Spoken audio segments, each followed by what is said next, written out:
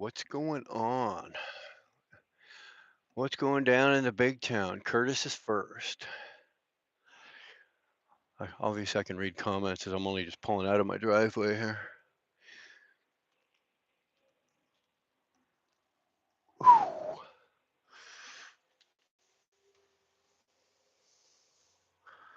Holy shit.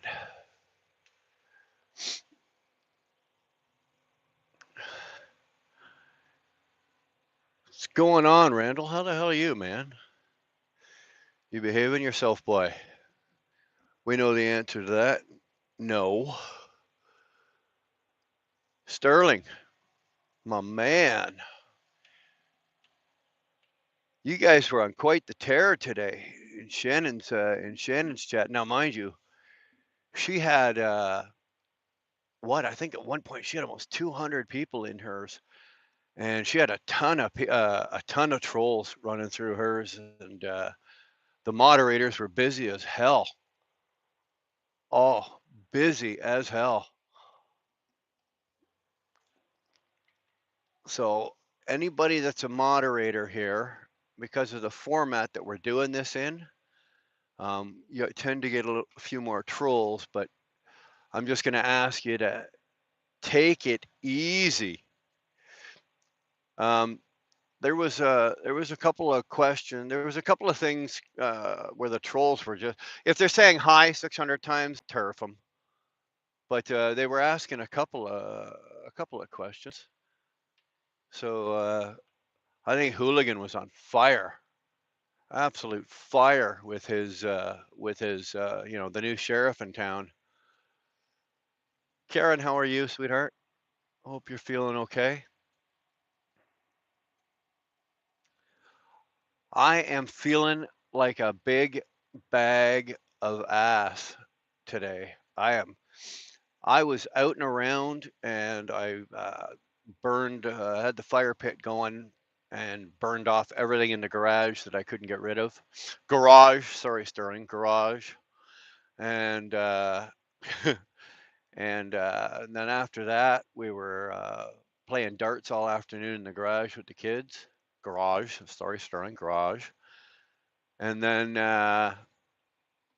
from there, it was just like I really wasn't. I wasn't feeling so good, and then I had to go in and have a shower and get ready to leave the house here. And I got out of the shower, man. I dried myself off, and I climbed into bed. I climbed into bed. I had to have a nap. I'm feeling like shit right now, man. Um, Dar thinks it's my iron. She says my iron's low. She says my iron's low, and it's just and that's what's affecting me. Because I had the same thing happen to me yesterday. I was okay for better part of the day, and then in the early afternoon or late afternoon, all of a sudden I get this wicked wave of fatigue, absolute wicked wave of fatigue, and I couldn't keep my eyes open, and my body just wanted to shut down, and that's what happened to me again today. And then when I had the shower and the hot water hit me, and I relaxed, it was even worse.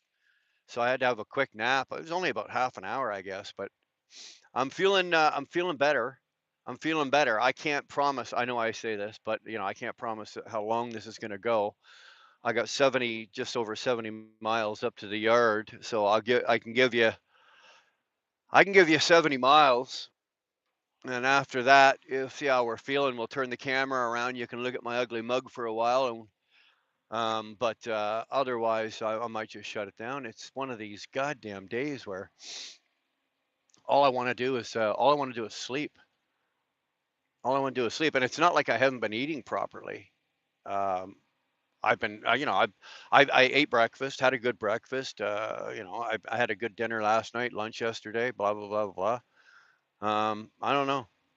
I don't know. I just could not get my crap together to save my life.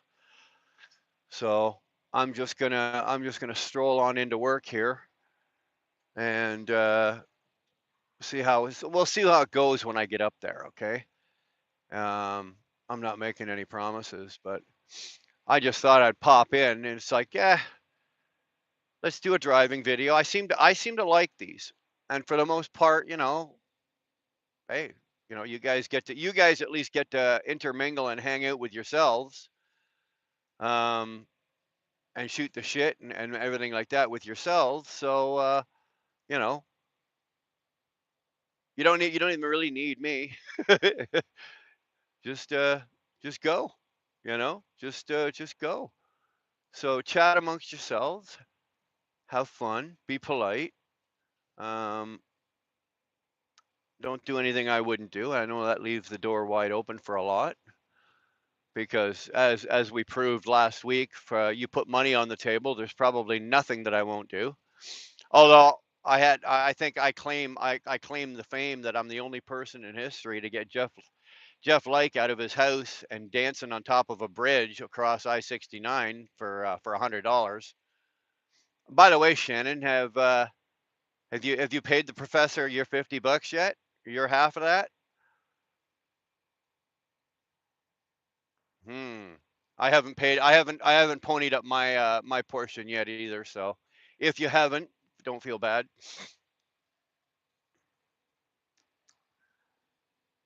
I'll have to figure out a way to get it to him. I'll have to mail it to him. Like we don't have pennies in Canada anymore, so I'll have to mail it to him like one nickel at a time, eh? Have to admit, it was pretty good. Yeah, hooligan, you missed it. I had Jeff Lake dancing on top of, and then we had what the hell's his last name? Pat Bergram from Australia. A new viewer, new sub. He actually even got a membership, and he ponied up $5 if I'd sing a Sesame Street song from off of the Sesame Street album, to which I did. So again, showing that I have absolutely no shame, zero, no shame when it comes to money. You put money on the table, and there's probably nothing that I won't do for it. So I'm it again, Johnny. Fuck you. Sorry, not gonna happen. Not gonna happen. Not feeling it right now. The old singing pipe, and we got this shitty sky. I don't think it can't make up. It's 10 degrees Celsius, so it's not like it's gonna snow or anything. But I don't think it can make up its mind whether it wants to rain or if it wants to the sun to come out. But if you go like 10 miles, um, actually 12 miles west of here into oh God, really, really, Curtis, really, if you go if you go 12 miles west of here into Napanee, um, they got blue skies over there. I think it's just over our house. It's just over our house. Look at Curtis. $6.99. What does he say? It says sing. I'm surprised it doesn't say sing pony boy or something like that. Jesus age Christ, Curtis. Trust me, Curtis, it wasn't worth listening to. The singing was not worth it. It was horrible. It was terrible. I tell you what, Curtis, I tell you what, I'll make you a deal. Curtis, if you can tell me what the word is, I'll sing the song, but the name of the word. And anybody that was in here that knows what the word is, be quiet. Don't say a goddamn word. Now, I can't check the chat to make sure you guys are all playing fair, but Curtis, the word is abditab checklemanopta stuitzes. If you can tell me what that word is, if you can tell me what that word is, Curtis, then I will sing the song. Sterling, you were here when I did it the first time, weren't you? Oh, Jesus Christ. Really, Sterling?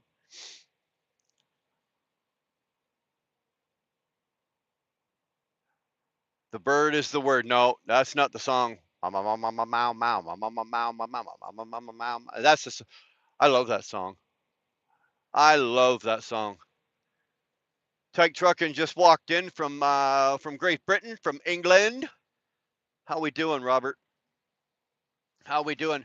Robert, I gotta apologize to you, man. If you haven't, if you've been putting out videos, or if you've been putting out anything, dude, I have not seen it. I haven't seen it. So if it's not that I'm not watching you, but either I haven't seen it or I'm not getting notifications on your YouTube, on your channel. So um, hopefully you're all good. Just know that I'm not ignoring you, man. Um, fucking Randall, what's that? 490. Sing it naked. Are you out of your mind? There has to be like for me to sit here in my truck to pull it over, strip down naked and sing a song. Let me tell you right now, there has to be three numbers in front of the decimal point. Three numbers. And I don't mean $001. I mean there has to be three numbers in front of that before I'm doing that. You're out of your cotton picking, chicken plucking minds. Chris Freeston, how you doing? Chris Stone, how you doing, man? Glad you are here. Good to see you. Come on in, sit down, relax, take a load off. Look at this. Didn't even fucking wait, eh? Didn't even wait. Holy, he moved over to give me the spot, but then he didn't even wait till I gave him a little blinky poo or a little wave or nothing. Dude, we're only doing 50 mile an hour for Christ's sake.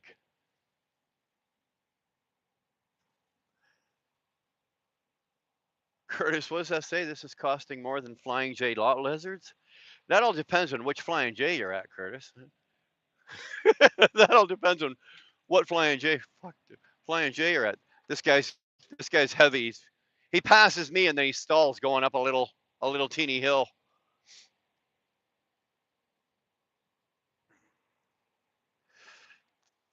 Yeah, it was a little close, hooligan. For the most part, I kind of like the front of my truck right the where it is and the way it looks. I don't know, I don't need anything else. I don't need a new one.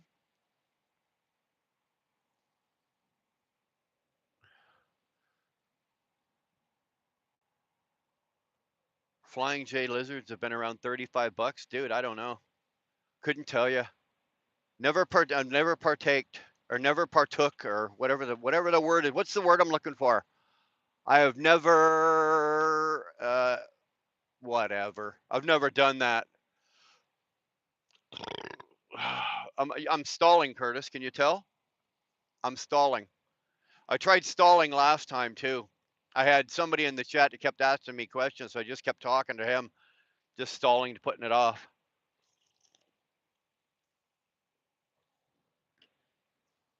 My adventures. How the hell are you, Chris? How the hell are you? I made a video. It's not out yet, but I made a video, Chris, and you inspired it. You did a video last week. Actually, it was last week, early last week, or late the week before.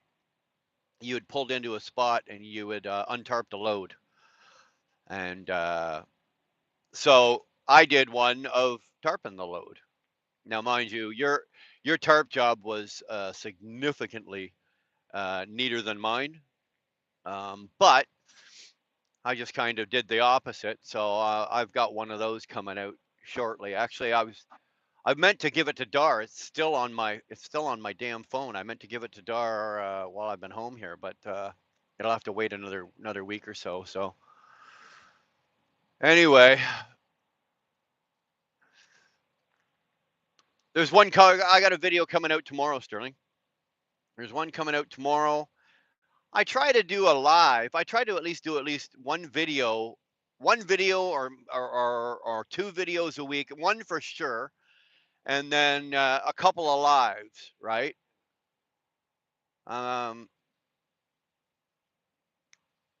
yeah, that's what we're at. We're trying to get at least one video. The problem I've got with videos is I don't want to do like it's too hard. I found to do like a total uh, vlog, right? Like you turn the camera on in the morning and you record your whole day and you talk and you chit chat and you this and that, and then you put it out and you got a 25-minute video, and everybody watches what's the first 4.5 minutes of it, and blah blah blah. I used to do that, and it's just a lot of work, and it's a lot of and it's you run out of shit you run out of shit to do, and you run out of shit to see. Now my hat's off to those guys that do it, like Trucking with Schmidt. He does it and he does it well. Philox 18, he doesn't do it anymore, but he used to do it and he was really good at it. There's quite a few guys that do. Um, but I found it a struggle to do it like every day or every couple of days and everything like that. So I kind of got back into doing the 6 to 8 minute videos of just regular shit that we do in our trucks and stuff like that. Helpful stuff, stuff like my adventure put out last week, and stuff like that. That I'm putting. What you'll see one tomorrow. Sorry, I got a runny nose. I don't know what's going on here. So, and I'll be honest, I actually got the easy job because I'm just the talking mouth, right? I'm just the talking head here. Does all the heavy lifting because I take all the video and then I just send it all to her and she edits it, puts it all together, puts all the little shit in it and the intro and all that. And I don't do jack. Be honest with you, I'll be honest with you, I don't even know how to do it. I don't know how to do that kind of crap. Um, I just send that to Darlene and she does all that shit for me. Um, so when I see Sterling doing that, he's making his own videos. He's got his GoPro going, he's got his helmet cam going, he's got a drone in the air, he's got a GoPro wedged between his ass cheeks. And then he takes all the footage, puts it all together, and edits it and does all. My hat's off to Sterling for doing that kind of shit. I just cannot. I just cannot do that. I just can't get that stuff get that going. So, Chris, I meant to ask you. I saw that you're back into everything. Everything's well. Like you're. Sorry, buddy. I'm driving along here, so I can't read in depth. If you guys are leaving like long comments. If you're leaving 1 or 2 word comments, I can quickly take a quick shot down and take a look at it. But um, Chris, I was just a little concerned because I know you were going back in for um, one final little bit of work that had to be done, and I'm assuming because you're talking to us here that you're still breathing and everything's okay. So hopefully all went well, man. Again, I know I've said it before to you, but like we're pulling for you here. Every time we see that you're going through that, it's just a continuation. We're pulling for you here. We're thinking about you, and hopefully things are okay for you, man. You and your family, your mom and dad, seem to be great people. So hopefully, I know when something like that happens, because I didn't go through something as serious as you did, Chris, obviously, but like I went through with my eyes where I'd lost my sight and everything. But it takes a toll, and the whole family came around, and everybody worked with me to help me, and I see obviously, you got good folks there, and you're for lack of a better term, like your parents are the shit, man. They really are. Um, so hopefully you're okay, and hopefully mom and dad are the stress levels coming down off them, and they're all right too, man.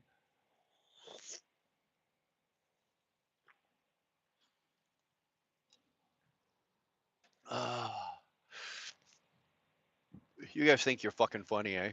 Cap locks so the old man can read it. That's not funny, Sterling. Brian.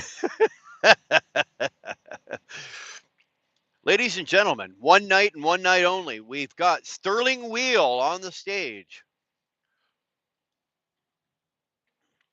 Brought to you by the Flying J Tranny Hookers and the King of Beers Budweiser.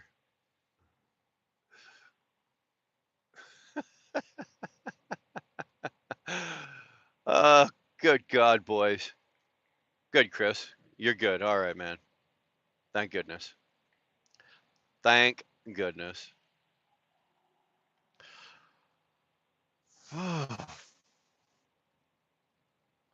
All your hookers have been trash, dude. You need a better class of hooker, dude. Let me tell you something. No, I can't talk about that. What am I saying? What am I saying?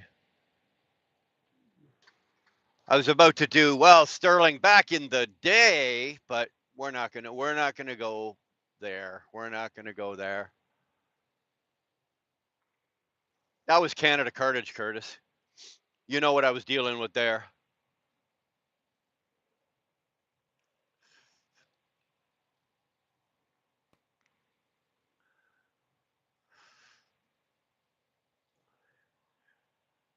690. Good to see you, man. Thanks for hanging out.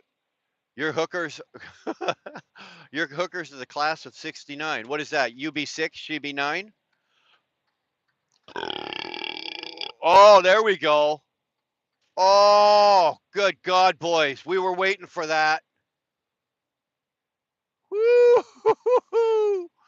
Oh, we're good. Well, we're not good, but we're feeling a lot better. Jeez. Blaze on the freeway. What do you say there, my bearded brother? How the hell are you?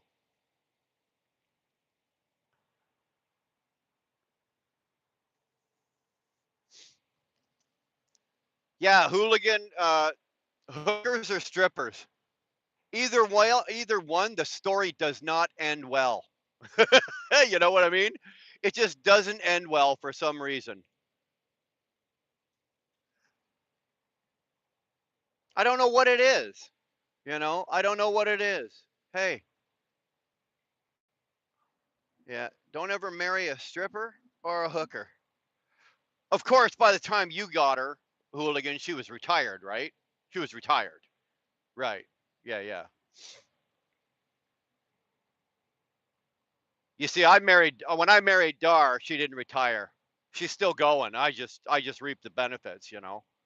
It's like that I don't know if any of you saw like there was two Wyatt Earp movies, but I think this one was which one was this one? I think it was Tombstone. No, no, it was actually Wyatt Earp with Kevin Costner in it. And he's at the bar talking to his brother who's married to a hooker, and she's out in the bar room, working. And he goes, Virgil, your wife's a hooker. And he goes, yeah, and she's a damn good one. And she cooks, and she cleans, and occasionally, I get a piece, I get a piece of ass for free. So hey, if that's where you're going, then if that's what works for you, then that's what works for you. Dar still charges me. Dar still charges me. I don't get it for free, unfortunately. Um, I still got to put my $2.99 in the jar, before she decides to play. She was 20. She was 25 when we met. Long story. Well, dude, I've only got 68 more miles. Sorry, I've got 64 more miles to go. We don't have that kind of time. Working on retirement freeway. Dude, I've been working on my retirement for probably 20 years. Funny, eh? You can work on it till you're blue in the goddamn face. you you almost don't know it's here until you get. Unfortunately, I was set to retire probably 55, 56 years old, and then shit happens. A couple things go sideways, this and that, whatever. Um, in our industry, in the trucking industry, retirement is one of those goddamn things that, unfortunately, for most of us, retirement is forced upon us. You're either found dead in your truck or you just can't do it anymore and you're forced to get out of it. Unfortunately, there's the golden girl herself, Shannon Thomas. What do you say there, STT? That was a hell of a live you did this morning. You know what? That was probably, Shannon, that was the best live I've ever seen you do. Best live you've ever seen you do. Just you're usually upbeat and you're cheery and you're in a you're always passing on a great message. But today you were especially, like, I don't know any other way, like you were bloody well glowing, woman. You were glowing. The live today, it was great watching you today. I was in your live most of the day. I wasn't. I was chit chatting here and there, talking, but I was doing chores and everything. You didn't. I don't think you really did a whole lot more. The only thing I noticed the different was your energy level was a little higher. Like your energy level's high already most of the time, but today your energy level was high. You know, your comments were good. Not that, again, not that your comments are not good. It's just I don't know. There's something about it today that was just like, it was really. It was actually fun watching you today, watching you do your live today. I had a great time, and I had the live going pretty much the whole time. I had chores to do, so I was out burning the fire pit and I had other stuff going on. But I had you in, I had the phone in my pocket with the speaker on, listening to everything that was going on. It was pretty cool. 2-4, watching in Nova Scotia, fellow Canadian, Nova Scotia. 2-4. Where are you from in Nova Scotia? If you don't mind putting it up there. Um, my family originates. Half of the family, my dad's side, is from Spring Hill, or sorry, from Truro, and the other half, my mom's side of the family, is from Spring Hill. So my brother and I are actually the first generation born in Ontario. Everybody else was born. Well, my dad was born in England, but he was born there and brought here when he was 2. And the only reason he was born in England was because my grandfather from Spring Hill, he went to England, and he met an English girl during the war, World War II, knocked her up. Oops, didn't see that coming.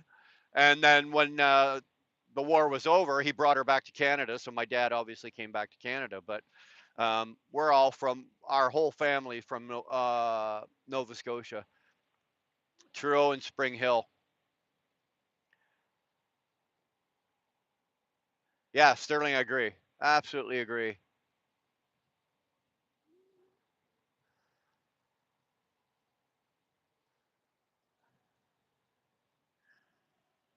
Hold on, just getting a mouthful of pop here.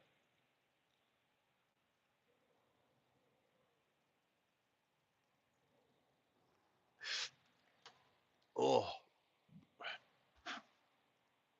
I was a little bit queasy too today. I mean, like just a little bit of tummy queasiness. So glad I had that nap. Showing love from San Diego, California. Man, you are a long way away from me. San Diego. Well, the only thing I'm jealous of with San Diego, the only thing I'm jealous of is your weather. Your weather. I don't. Well, as you can see, we don't have snow here anymore. It's gone. But um, yeah, we don't have the heat. I'm 9 degrees now. I'm down to 9 degrees Celsius. It's slowly dropping. Oh, there's another one. Here we go. Feeling better. The old tummy's feeling a little bit better here.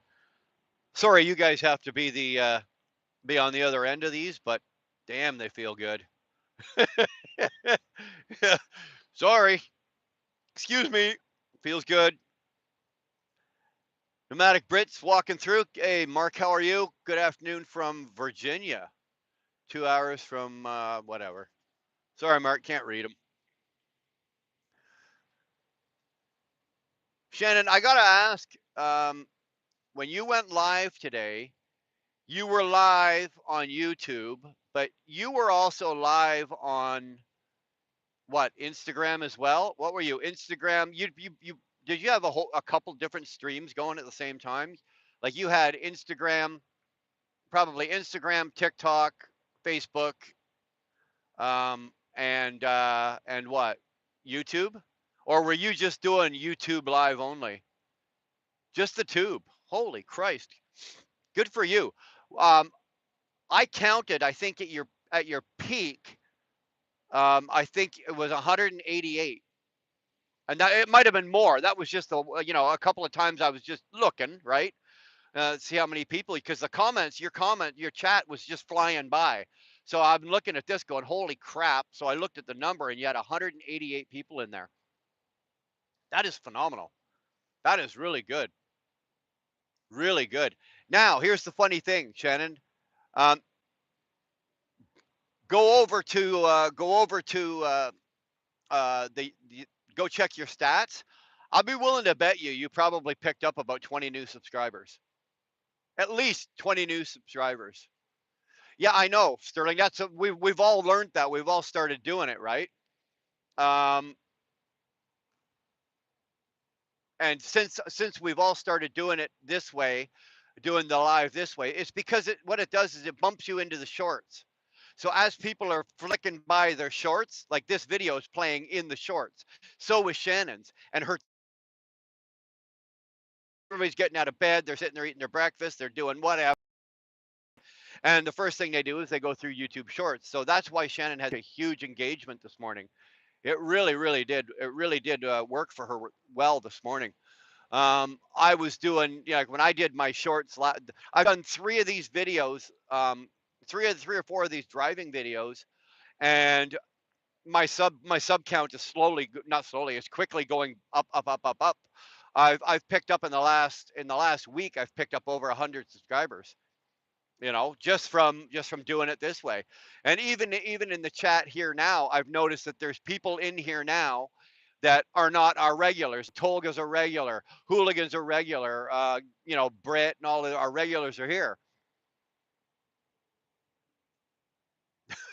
My sperm count is falling. Dude, I've got 6 daughters. 6 daughters. I am not concerned about what my swimmers are doing. Besides, they're fixed.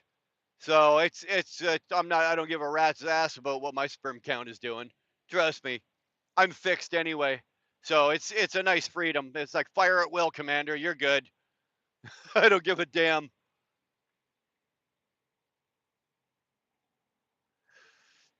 Yeah, Hooligan, you were on fire though in Shannon's live. The Sheriff Hooligan was in there, man. You were banging everybody. Everybody. Good job. You're keeping people in line. I give you that, man. Hell of a job, man.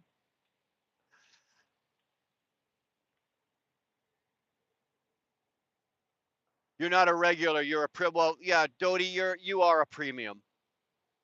You're a premium Ritz cracker. Is what you are. Premium Ritz cracker.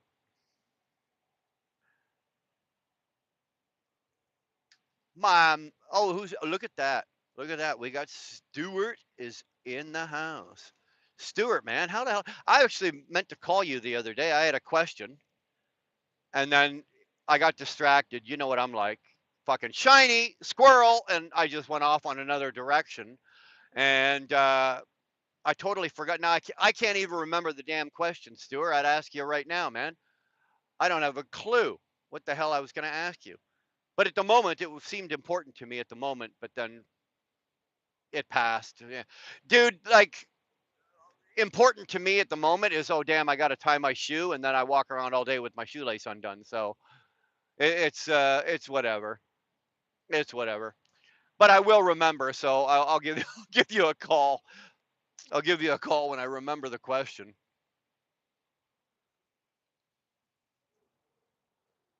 Oh, so this was actually a really good weekend. Hopefully everybody had a good weekend. You're all rested.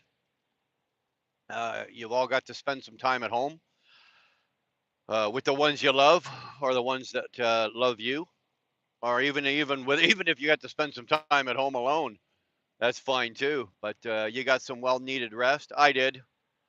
I really did. Thank God. I was able to get into the house.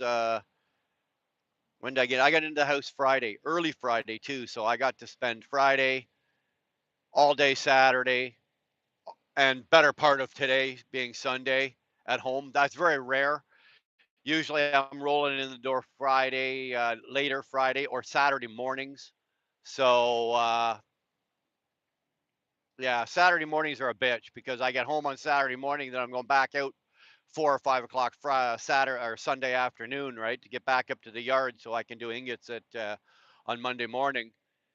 So it doesn't give a lot of time for quality time, but right now, Dara and I have we've decided that we want to get get ourselves onto some. We're on okay. We're on good financial standing, on good financial grounds, but I've still got a little bit of cleanup to do from being off for so long, and we're trying to get. We want to make sure that we are on much better finance. So that's why I've been working. I've been taking whenever time they offer me, and it's pretty much every weekend they offer me that extra load on Saturday mornings. Like that one load on Saturday morning pays that load alone pays for better than half of my fuel bill for the whole week. So it's worth it for me to do that one load, right? It's worth it for me. It's exhausting and it's tiring, and I don't get the time off. But for now, it's working because it's just money in our pocket that we can. It's bonus money, and we just take. I can take that money and apply that whole lot to you know one specific something that I need to pay or something like that. And that's kind of what we've been doing. The good thing is the light is we can see the light at the end of the tunnel, and it's not that far off. That light is not like it's a distant light. It's getting closer and closer every week, and as soon as we're out of that and we're out of this, then you know what, no problem, man. I can simply, you know, I don't have to work those Saturdays, and I'll just do the Monday to Friday type deal, and then I can get home. The good thing is, like I said, I'm usually done at 1 o'clock in the afternoon, so that works well on Friday, right? You get home, I get up to the yard at 1 o'clock. I drop my wagon and hand in all my paperwork and everything, and by the time I'm at home, I'm usually rolling in the door at 3:30 on a Friday afternoon, which is really good. Which is really good for me. And yeah, I'm a little tired, but it's still worth it to me to do that. It really is. I enjoy doing these ingots. It's a pain in the ass working the hours. You know, once the first day, like tomorrow, is I drag my ass, right? Because I got to go up to the yard tonight. I got to go to bed as early as I can because I'm getting up 1 o'clock in the morning. But I can go to bed. I can get back to the yard 1:30, have a quick dinner, and I can go to bed and I can get caught up and get on. I can flip onto the night cycle in just one day. I can't do it today. It's too late. I would have already had to have been in bed for that. But being tomorrow, I can flip onto the night, and then once I'm on the night cycle, I have no problem with it. I got no problem going to bed at like 4 o'clock in the afternoon. Um, 5 o'clock, 4 or 5 o'clock in the afternoon. I got no problem going to bed at that time. I can do it. Go to bed, sleep, and get up at 1 o'clock. Some guys can, and some guys can't. I just don't have it. I don't have a problem with it. I can sleep like that. Now, I don't know if I could like work till like 6 in the morning type deal. Like so if you worked midnights, if you started work at like 10 or 11 at night and worked till 6 or 7 in the morning and then had to go to bed then, I don't know if I could do that. They are, but doing it the way I'm doing it, I got no problem with it. I got no problem with it. And the good thing is there's about 15 of us that do it, and we all park in a specific row. We've all got our own parking spots and everything like that. And everybody else in the yard knows that all 15 of those trucks, not all of them, 'cause some of them are day cabs, and some of these guys actually live in the area, so they go home every night, every day. But any of the guys like mine with the curtains drawn at like 4 or 5 in the afternoon, they're good about it. Like they're quiet. They're not, nobody's jaking through the yard. Nobody's banging, crashing, with the exception the odd time, somebody's yelling or whatever, but that's just trucking, right? There's nothing you can really do about that. That's just, trucking. It's a yard, and there's a lot of traffic running through it.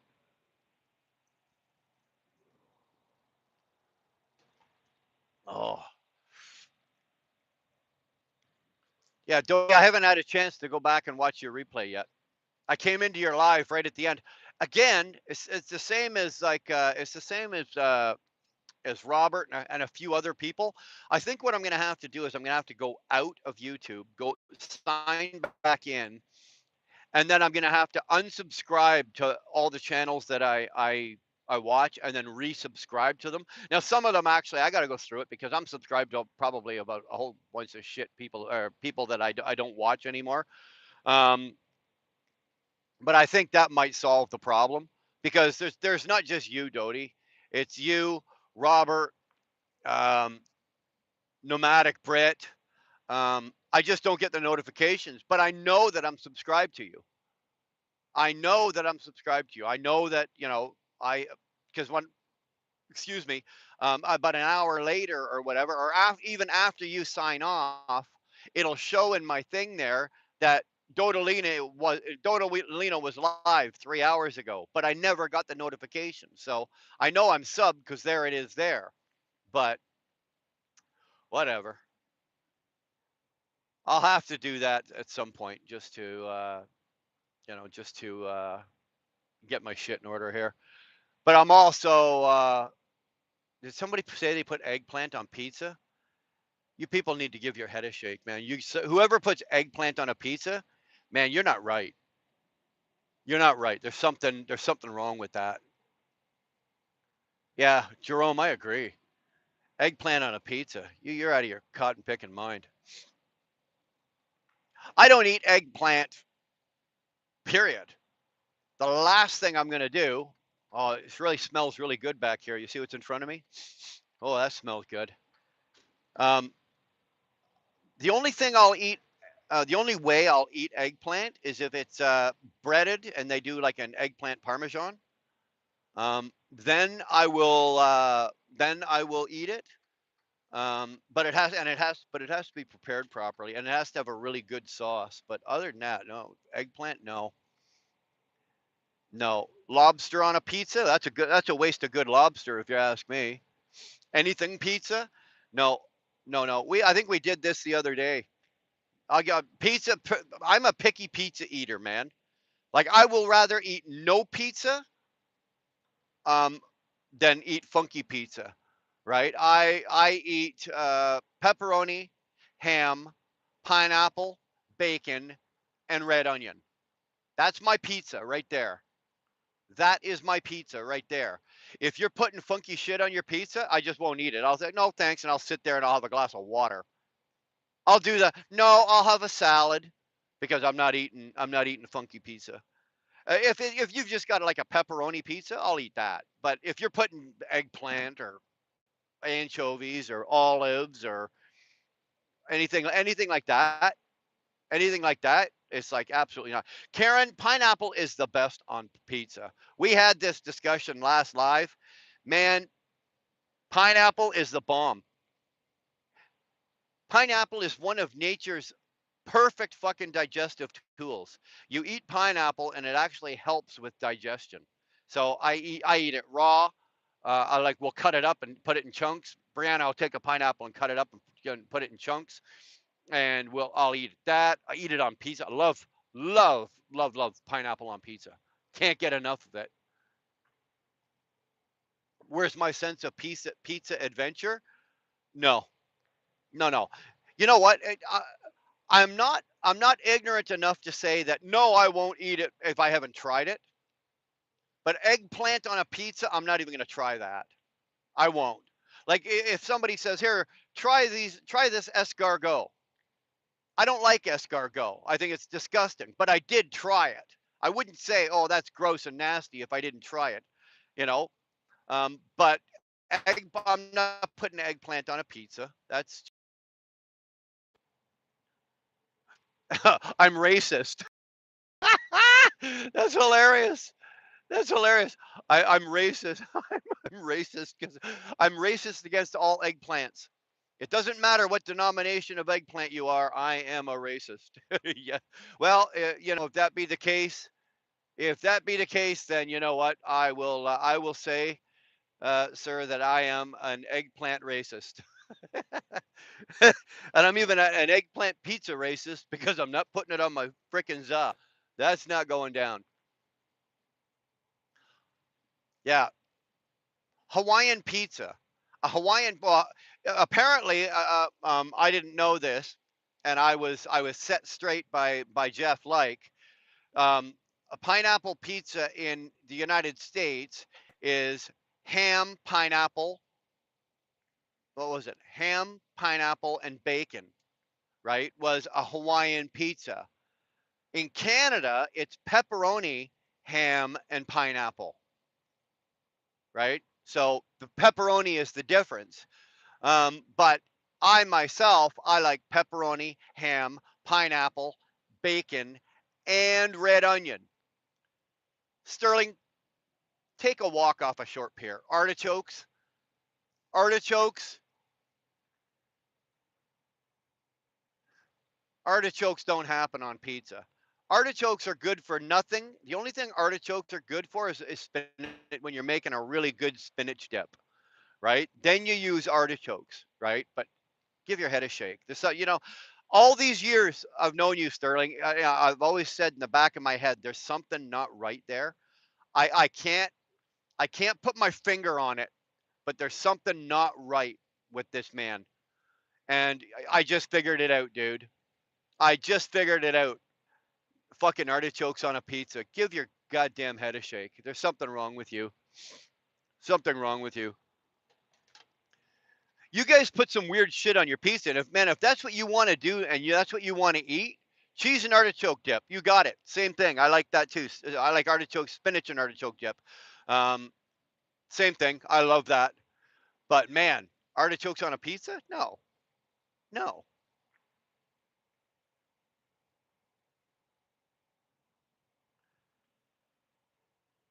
Yeah, Doty, that's brain damage. Why insult a good pizza? You know what? Hey, hooligan, I'm good with that. Um, I tried. I don't like barbecue pizza when they put too much barbecue sauce on it. But if you can, you finally chop up some chicken that's been barbecued and it's got barbecue sauce on it and shit like that. I will eat that. A good a good barbecue pizza.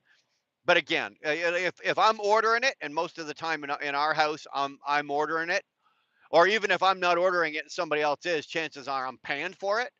Then you know what? It's pepperoni, ham, pineapple, bacon, and red onions. And you guys can order your own pizza, right? You guys go like the rest of the house can order whatever the f they want on their pizza, but it's not going down. As long as I get my pizza, I don't give a shit about the rest of the family. You guys can put whatever you want. Any pizza with a cold Keith. Well, you know what? I'm not a drinker. Unfortunately, man, 2-4, with a name like yours, I guess we should have assumed that you were. Um, I'm not a drinker. I'm a recovered drug addict and alcoholic, so I cannot partake in the Keiths. I cannot partake. The provincial and federal governments, they kind of like it better this way that I don't drink and I don't do cocaine. I don't snort cocaine or bang heroin anymore.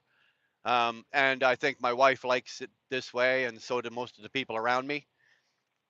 Put it this way: if as long as I'm not drinking and doing coke and hitting the needles and shit like that, um, there's less chance of people and dead bodies laying about around me. So it's just better this way. Cocaine was fun in the '90s. Well, you know what? We really shouldn't talk about this, but yeah, it was, and mostly, Casbah, because we knew what we were getting, right? In the '80s and '90s, like the shit we were getting back then was much better quality. Was The potency was way better. Um, you didn't have to worry about it getting cut with something bad. Fentanyl wasn't an issue back then, so we didn't have to worry about that. Guy's doing 60 miles an hour with his four ways on. I don't know what's your issue here, bud.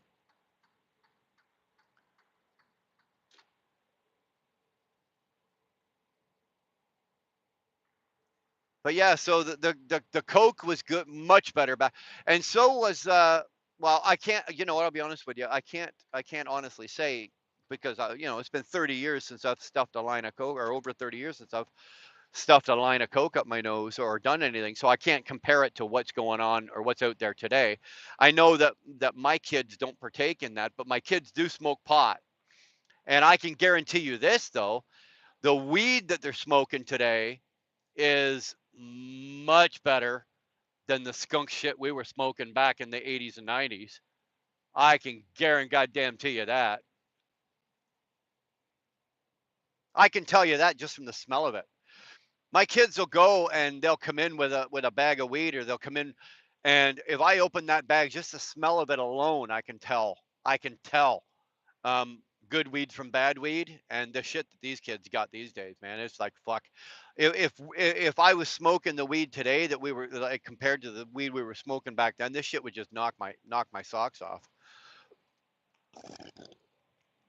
But again, it's probably best that I don't. So I kind of like the direction my life is going right now, and I kind of like the direction my life has been in the last 30 years.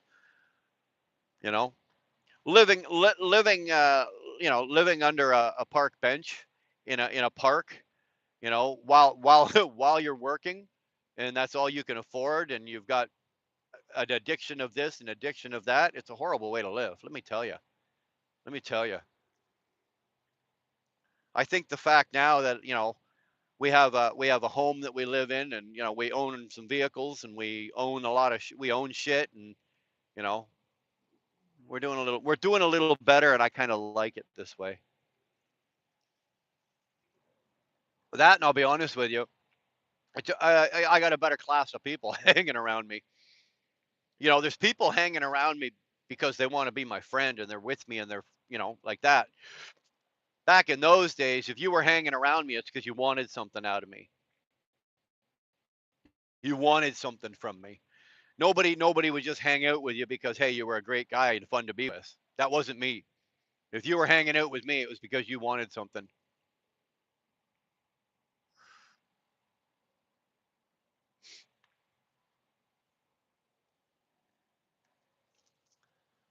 My time, and actually, no, it's quarter to six my time, and we're still daylight here. It's fading quickly, but I'm kind of liking this. The days are getting longer, nights are getting shorter. I'm really liking this. I'm liking this for my eyes as well. Um, I'm still struggling. I'm still struggling with the night driving with my eyes. I do have to wear special glasses to drive at night because of the light, the headlights, oncoming headlights, and whatnot, and just for clarity of vision at night. But the longer the days go, the better it is for me, and I'm really, really, really liking this longer days here. We probably got what another. When do the clocks move? I don't know when the clocks move. Not sure. I don't have a goddamn clue.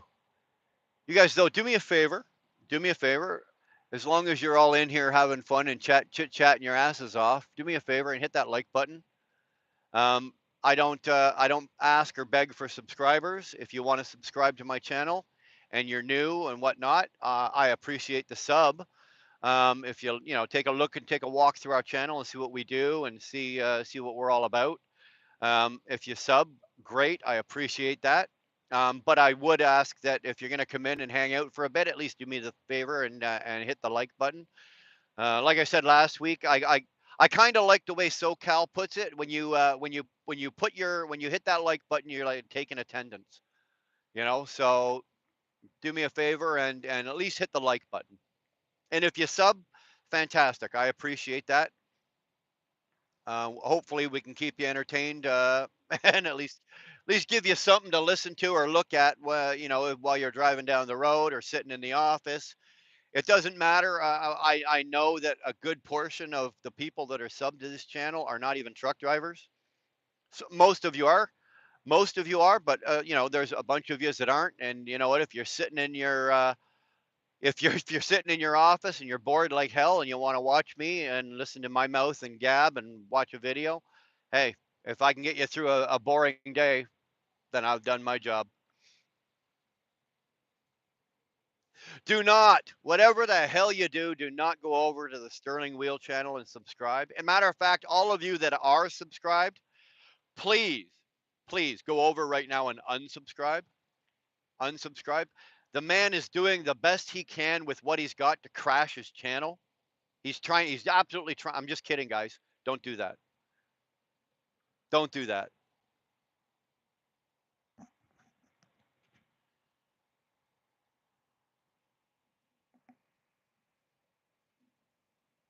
Hold on.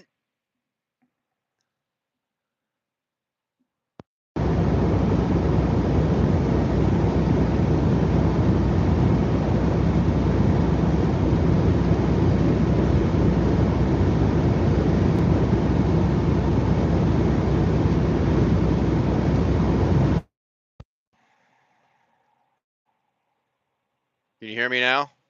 Are we good now? If you guys can hear, somebody just throw a one in the chat or give me a thumbs up or something if this is coming through. I don't know what's going on. I've got a Blue Parrot headset, and for some bloody reason, I don't know what the deal is. Like, it's a really good headset. It's a good quality headset. I've been using Blue Parrots forever since they came out, and for some reason, this one here, um, just out of nowhere, and I know it's fully charged because I unplugged it when I got in the truck. For some bloody reason, the damn thing just turns off. It just turns off, like it stops working. So I wouldn't know. For all I know, the last 15 minutes, I've been sitting here talking to myself.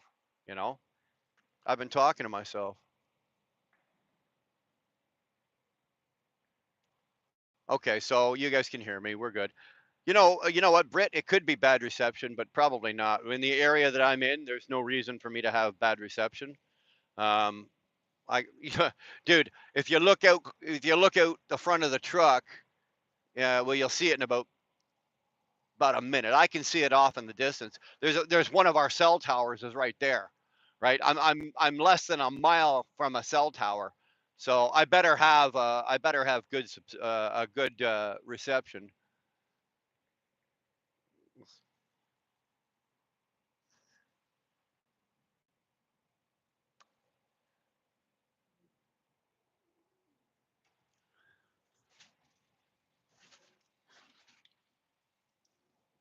Anybody that's new, anybody that's new in here, and you're just walking through and checking us out. If you're still here and you're hanging out and you're chatting and having just having a look around, throw in the chat where you're from. I don't need to know what your damn address is, but if you know what, we had one from San Diego. We had just where you from, Nova Scotia, San Diego, Los Angeles, wherever you're from. Hooligan, I know where you're from. You don't need to put where you're from. Tolga, I know where you're from. Nomadic Brit, I don't care where you're from. I don't care.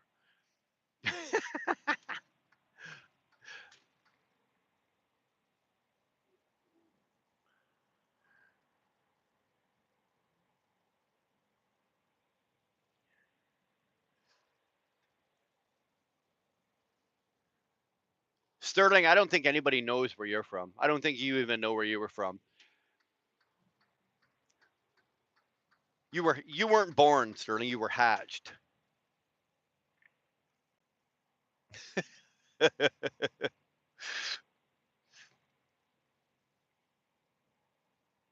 You're from the Caribbean, living in France. Man, good deal for you, eh? No, it's not too bad. I can't pronounce that. Stueki, Nova Scotia. That must be a small town. Yeah, Doty's. What's that? Doty's Page. Doty. Who the fuck is Doty? Doty's Page. I don't have a clue where she's from. I don't think she knows where she's from. All of the above. Seem to be a lot of Aussies. A lot of Aussies.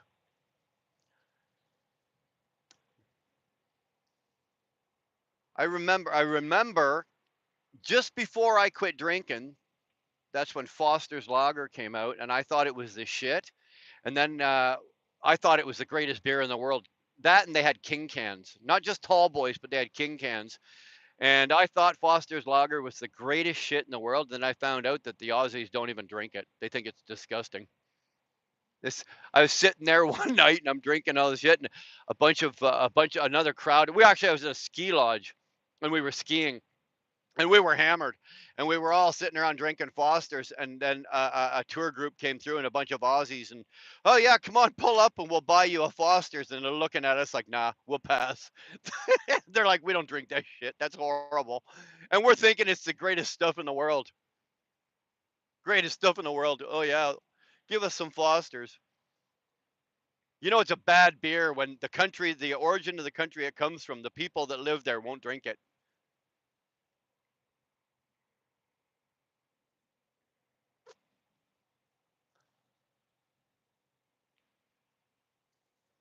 I was never big on English beer either, or Scottish beer, or Irish beer. I could never get a pint of Guinness down.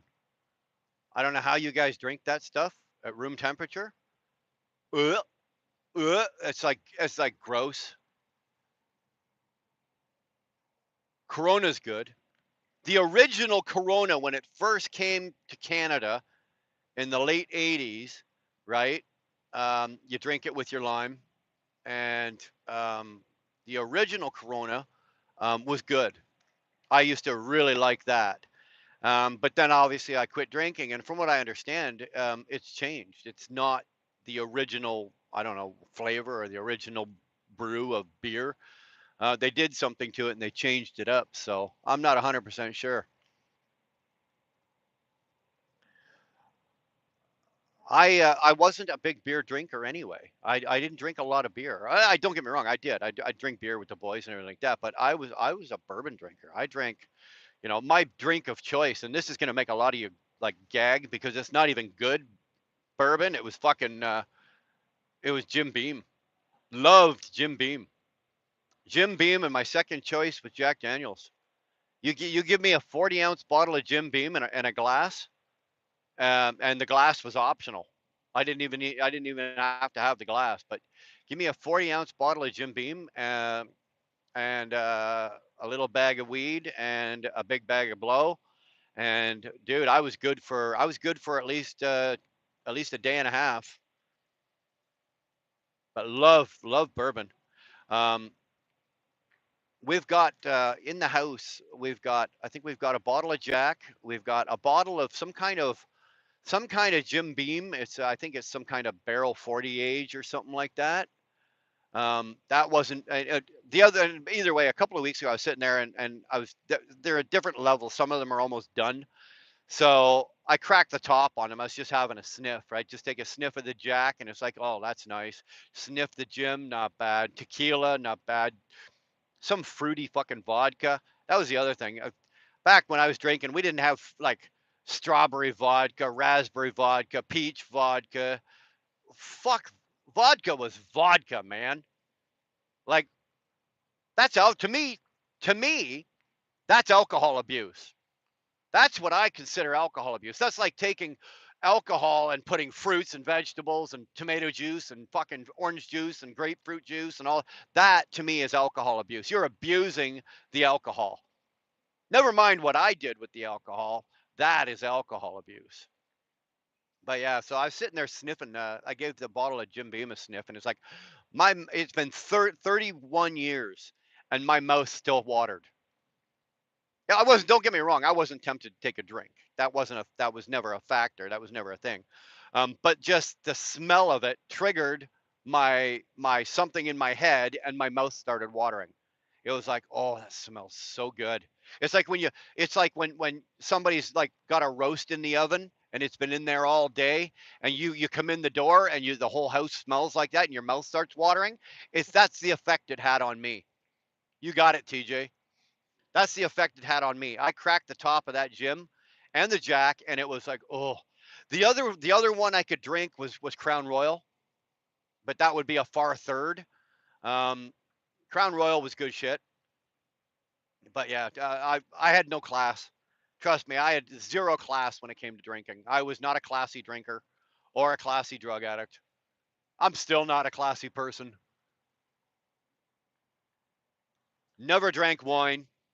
Never drank wine. Oh, fucking wine is disgusting. I could never drink. Don't get me wrong. If it was the only thing available to drink and I was jonesing and I had, I'd wake up in the morning and I'd be vibrating and shaking and jitters and all that kind of shit. If there was nothing around that I could get my hands on real quick, like if I didn't have bourbon or even any other hard liquor, and the only thing left was like a half a bottle of wine. Oh, I'd chug that down. I'd kill it, but I wouldn't be happy doing it. It would be enough to settle my nerves down to the point where I could function enough to roll a joint, smoke a joint, then go in the bathroom, have a piss, clean myself up, whatever, and then go get whatever I needed to get for the day. But Jesus, no, no, no. Wine, oh, wine is gut rot city. I would wake up with the worst frickin' stomach ache drinking wine. One thing I am glad I missed Jaeger. Like Jaeger came out after I quit drinking, so I missed that. But man, I've seen the effects of people drinking that. That stuff hurts going down, and it hurts twice as much coming back up. I do not have a goddamn clue how people drink that, or what the even the smell of it. My brother drinks it. He'll drink a shot of that, and what is it? They do Jaeger bombs, right? So they drop it inside of a beer, and then they drink it. It's like, oh my god, you just destroyed a perfectly good beer. Oh, absolutely gross. I can't stand it. But it's almost syrupy. Dude, if you're gonna drink Jaeger, why don't you just pick some cough syrup? I would rather take a couple shots of Buckley's. Now, how weird is this? I love Buckley's. The original Buckley's, not the cherry or any of that. The original Buckley's that smells like ammonia. Love it. Love it. When I've got a sore throat or when I'm getting sick or whatever and I need to take cough medicine, Buckley's, baby. I love the taste of that shit. It is absolutely horrible to everybody else around me. I love it. I if I could get Dr. Pepper flavored Buckley's, I would drink that shit. I love it. I love it. Mad Dog was rough.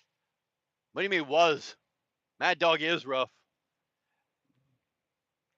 I find though that when I was drinking, back then and carrying on, you drink and party and carry on, you have fun, and people around you get drunk and do stupid shit, and it doesn't. Nowadays, if I'm in a place and everybody else around me is getting absolutely bombed, my tolerance for stupidity for some reason is like almost nil. Like when people get to the "I love you, man" stage, I'm gone. I am gone. Out of here. Toast. See you later. Adios. I can't do that. I love you, man. Oh, you're the best, man. Oh no, I'm gone. Moonshine sucks. Well, Curtis, well, in Canada, we have moonshine, but it's not real moonshine. That shit that when you were living here, that shit that you and the other kids were getting up north there, that was I don't know, genetically engineered, whatever moonshine. It wasn't true moonshine, right? Um, in Canada, you, in the States, you guys call moonshine moonshine, and it is what it is. But in Canada, we call it screech, right? And I guess in the U.S., moonshine was famously made usually in the southern states, right? You'd get like Kentucky, Alabama, Georgia, Texas, whatever like that down there is where you'd get your moonshine. Most of the moonshine was made up in the back hills, backwoods of Alabama, or the North Hills woods of Arkansas and shit like that. So that's the kind of the history on moonshine. But in Canada, we didn't have moonshine. Our version of moonshine was screech, right? It was screech. And the Newfies out east, they they they nailed it, right? The Newfie screech. This shit here, man, you could take the paint off your car, you could take the rust off your bumper. Um, you could run your motorcycle on it if you didn't mind burning the rings out of your bike, and then you could drink it. It was an all per it was an all purpose liquor, man. And let me tell you, if you were having digestive problems, oh, Screech it would fix you up fast. It would straighten you out fast after 3 days. I mean, 3 days after you drank it, because you're gonna have gut rot and you're probably gonna be drunk for 3 days drinking it. I got into that stuff many a time. Um, with the oh yeah, I can take this, I'm tough. Bullshit. Bullshit. I had my ass handed to me many a weekend for Newfie Screech and moonshine. Ugh, ugh, Jesus. That moonshine that you guys were drinking, Curtis, and you had what? They had you guys had like maple flavor, uh candy flavor. There was a whole bunch of different flavors of moonshine that you guys brought back a couple of bottles of this shit, and I sniffed it all, and it was horrible. It was horrible. I mean, I the only thing I'd use that for is to dump it down my toilet to clear a clog. You know, that's all that shit was good for. I wouldn't even waste my time drinking that. I don't know what the hell you guys were getting into. That stuff is terrible.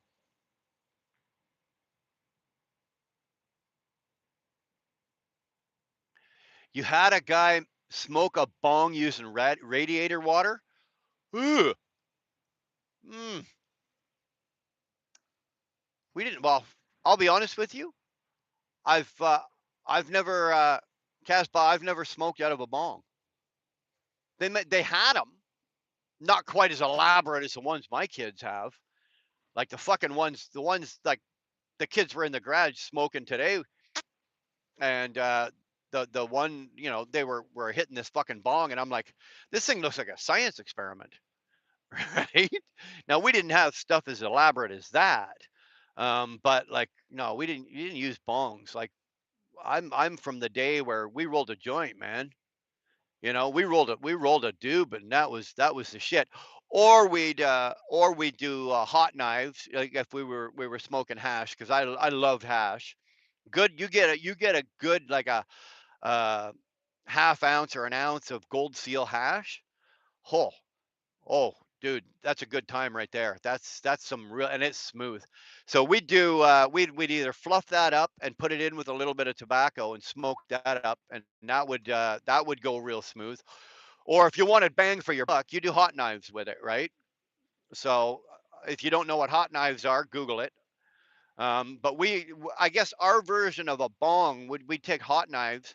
You take a toilet paper roll or a paper towel roll, obviously with no toilet paper on, just a roll, and then you take one of your mom's forks and you stab it right into the middle of the paper towel roll or the toilet paper roll, and then you drop an ice cube so that it would be sitting on the fork inside the toilet paper roll, and then you do your hot knives and you'd inhale it through the paper towel roll or the toilet paper roll, and the ice cube would take the harshness out of it. It would be so smooth, so smooth. It was this. You could do that all night long, and you'd never ever ever ever have a sore throat. It's just a little trick that we picked up from the hippies, I guess. The generation before us were the hippies. So my mom taught me how to roll a doob. My mom could roll a doob with one hand. Like that's a flower child right there. When you can roll a joint with one hand and a good one. I mean, it was tight and right the way she would do it. So yeah, she could. So my mother taught us. I used to have all the boys, and we'd as kids we'd have parties at my parents' place because my dad was a cop and he'd work midnights or afternoons, so he'd be gone. Or when he was working undercover, he'd be gone for like 2 3 weeks at a time. It'd be nice, so we wouldn't see him, and we'd have parties on Friday and Saturday night, and the cops would show up and go, "Oh, geez, where's your parents?" Well, she's downstairs rolling our joints for us. What's the problem here, right? So yeah, it was kind of cool. I learned how to roll dubs from my mom, and even to this day, I don't smoke it, but I can still roll a joint. Um, my cousins and everything, they can't. They smoke weed like it's going out of style, but they couldn't roll a joint to save their lives. So if I'm in the vicinity, it's like, oh, here, somebody go grab Bry, and I'd be rolling everybody's joints for them. It's one of those things, though. It still takes practice. If I was to break it out now, if I was to break out the zigzags now and start rolling joints, you probably don't want the first or second one. But by the time I got to the third one, they'd be really good to smoke. Trust me. Trust me. Oh, look at that. Some son of a bitch is in my parking spot. You dirty, rotten SOB. You mother. Hmm. Not too sure if I'm liking that. Is there a spot there for me? Nope. Nope. No spot for me. Hmm. I'm going to go back here and pin my wagon and drag it up here. This after I've already said, oh yeah, we have our own parking spots, right? Somebody's sitting in my parking spot. But I'm going to go pin my wagon. I'm not going to pre-trip it. I'm just going to pin it and throw the lines on it, lift the gear, and I'm going to drag it up here, or I'll drag it. Yeah, I'll drag it up here, and then I'll pre-trip it tomorrow when I start my day. But I want to drag it out of here because back here isn't. It's a freaking mud bowl back here. As you can see, it's sloppy and wet back here. Most of the time, I'm a big fan and advocate of sloppy and wet, but not when I'm driving. Not when I'm having to get out and walk around in it. You guys should see some of these potholes. Like if you were to stand in that puddle right there, you'd probably be up over your ankles. Yeah, look at the truck leaning.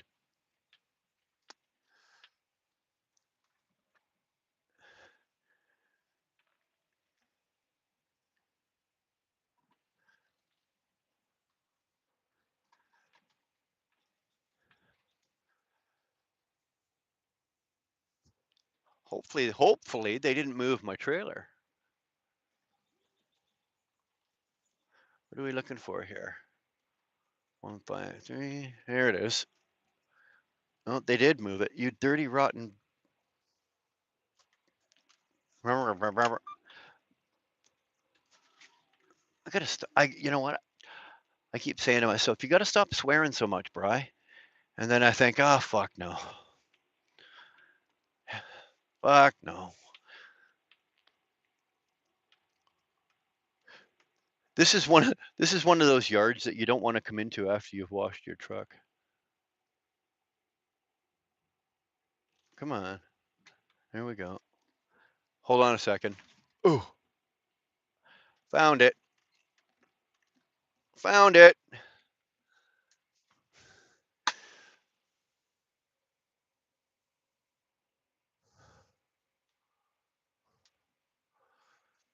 There we go.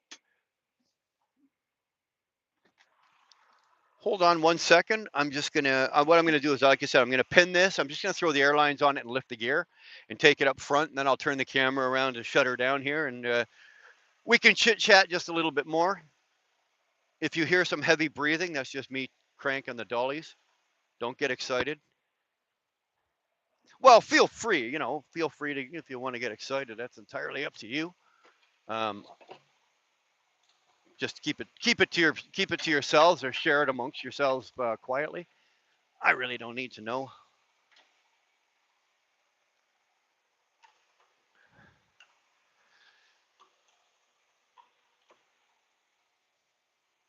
There we go. There we go.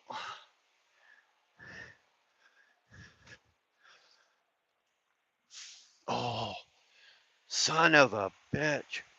I totally forgot. This is not my usual wagon. My truck or my trailer is getting fixed. I had an air leak, so I had to switch trailers on Friday, and I don't see my trailer back out here. But this one here has got the landing gear on the passenger side. Why I don't know why anybody would put landing gear on the passenger side. I don't know. They're telling me I'm fat and I need to walk farther. I don't fucking know. Not a big fan of it. Let me just say that. Not a big fan of it.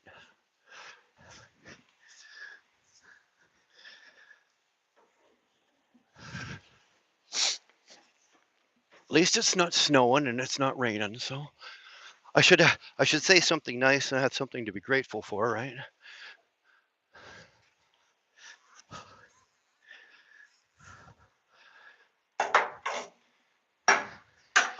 Here we go.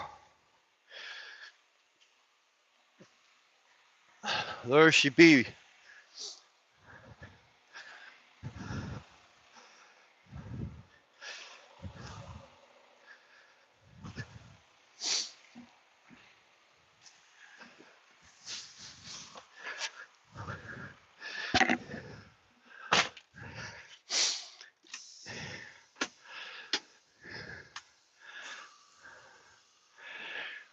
Just if the phone jerks for a second, I just got to stretch the pin on this. I'm not going anywhere until I know I'm 100% sure that I'm hooked on.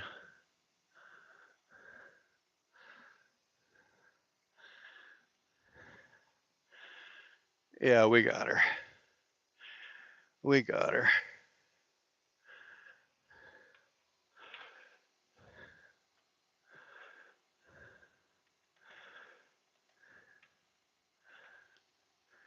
Oh, we got a little bit of ice on top of it. There we go.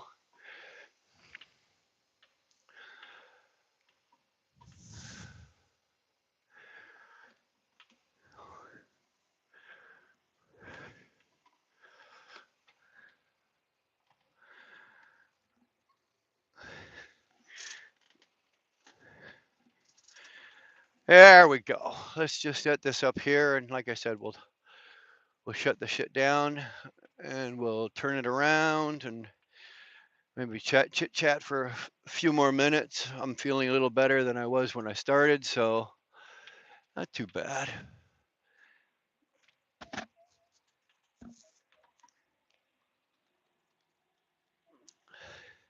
I got to get the truck number of the guy parked in my spot, though. Somebody's getting their ass beaten for this. Somebody's taking an ass beating for this. Actually, I need Dodie. Dodie, I need you to come up here. I got somebody's ass that needs a good whooping, and you're just the gal for it. So if you don't mind, come on up to Brockville and kick some ass for me, please. Let me just I got a job for you, Dodie. I got a job for you. Need you to come up here and tear somebody a new asshole. Is that the guilty guy? No, that's not the guilty party there.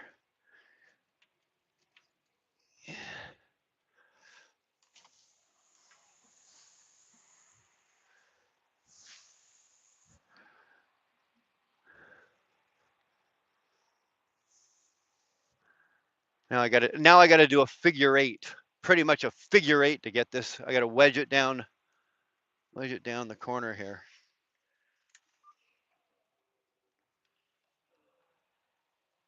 And somebody is going to bitch about me doing this, and right now I don't give a rat's ass what they do. They can kick, scream, and fucking yell till they're blue in the face. I don't care.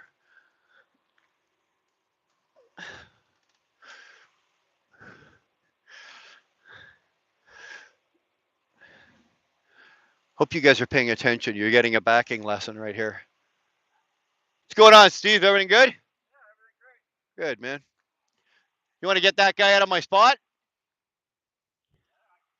No, fuck. No, no, no. Don't worry about it. I'll stay here. Don't worry about it. Who who is that? Who's 42? I know he shouldn't be there. That's my spot. Don't they know how important I am?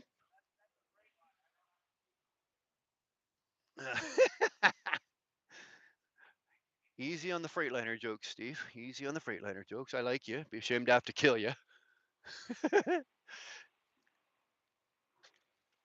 This will have to do for now.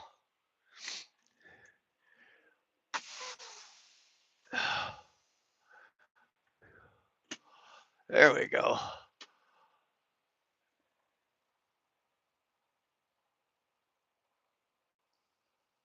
There we go. Let's go turn the old personal conveyance off. Go back to off duty. We are a happy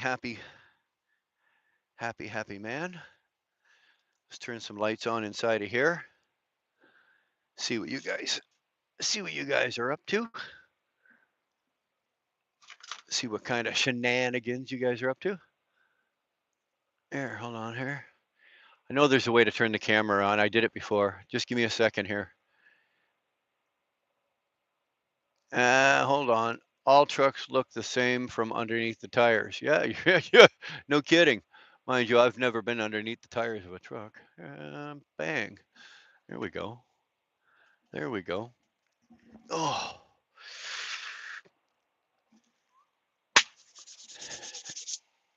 Everybody okay? Everybody survived my driving? Nobody's got motion sickness. Nobody's puked in the air, the air sick bag. There we go. Let's get rid of that. We can turn that off. We can turn that off. We don't need heat. Turn the lights off. Am I forgetting anything? I don't think so.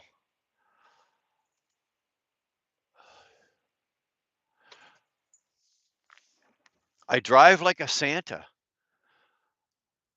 Well, I don't have 8 reindeer in front of me, and, although I you give me 8 reindeer, I'd drive them, but, I don't know. I drive like a Santa. If you're expecting a present from me,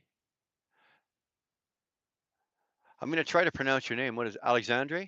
Alexandre? Andre? Alexander? Let me just take a look at that. Alexander. I'm not even gonna, sir, I'm not even gonna attempt to say your last name. I would only be insulting you by doing so. So we're not gonna say the last name, but if you think I'm driving like a Santa, well, you're a Santa Claus. It's pronounced Satan. That's me. Yeah. I do not have any presents for you. Sorry, no presents. Reindeer. I'd eat them. I've had. Have I had reindeer? No. I've had like elk, right? Which would in Canada, we I don't think we have reindeer in Canada. I don't know if we do or we don't. But I've had elk and moose and deer. So I think I've had that whole family, right? I've had the whole family, but I've never had uh, per se reindeer. Um, who knows? If it's good, I don't have a clue. If it's bad, I don't have a clue. But if you've got it and you've got reindeer steaks and you want me to barbecue them up, I'll cook them up for you and we can sit down and eat. Easy there, Curtis. It is going to be short, Johnny. I'm only at an hour and a half. I'm only at an hour and a half. I just got parked here, so I'm not doing 4 hours like that last one. Jesus, he's jumping.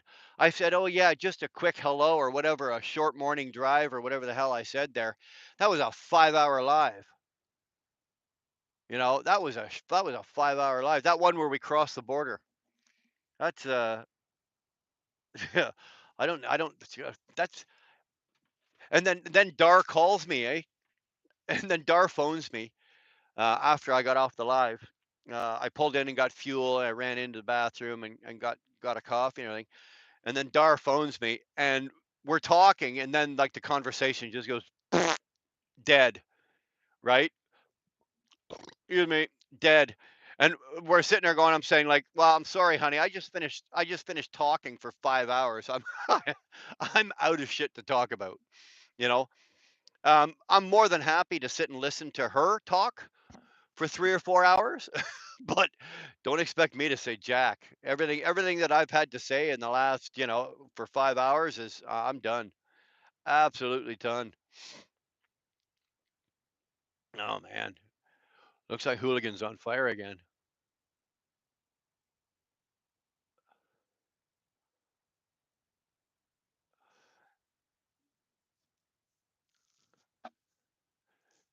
Yeah, just look at the comments, guys, and if the person's, obviously we got people from different countries and English isn't their first language, so if you can look at what they're saying or trying to say, if they're struggling trying to say, maybe you don't need to time them out because they're not really saying, it's just coming out.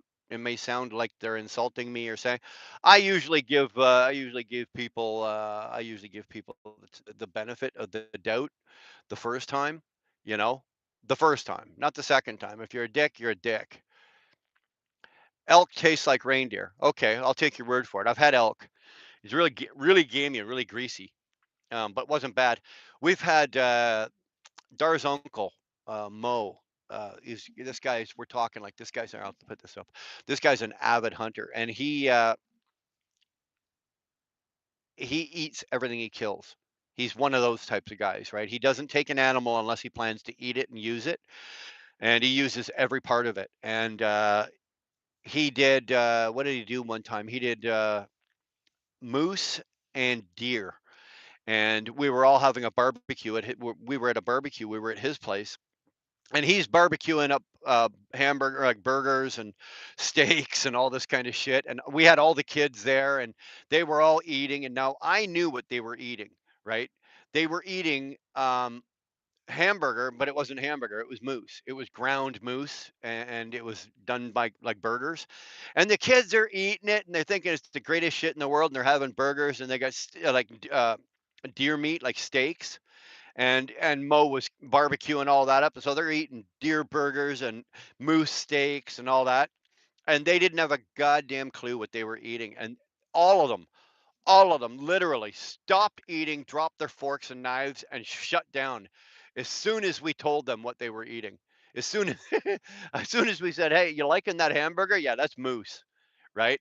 All of them eyeballs just went boink like that, and it's like it's like, what's wrong? That was the best damn burger you had ever eaten 2 minutes ago, and now you're not eating it? Oh, come on. It was damn good. I got no problem. I got no problem, though. I got no problem eating that stuff. As long as it's it's cut properly, like it's butchered properly, and as long as it's prepared properly, I got no problem eating it. Um, like I eat any I'm a meat eater, right? So as long as it's a form of meat or some kind of meat, I got no problem eating it. I can eat it. Although, like I said, I've never had reindeer. Um, water buffalo, never had that. Anything of that funky shit like that, never had anything like that. Um, we've had pheasant. My grandmother used to make like rabbit stew, squirrel stew. She did like my we'd go out and we'd pick off squirrels when we were younger. My grandfather manatee. Yeah, okay, John. Yeah, go hunt a manatee. Get some manatee stew. My grandparents had farmland, so we'd spend some summers up there on the farm, and we'd go out and we squirrel, chipmunk, rabbit, and we brought it all home, and all of it went into a stew. My grandmother was from England, and they didn't waste obviously anything during the war, so she was one of those types of women. And if it could go into a pot, if it could get skinned, and the meat could be taken off of it, and she could get it put it in the pot, um, man, we had it, and you know what? It was good.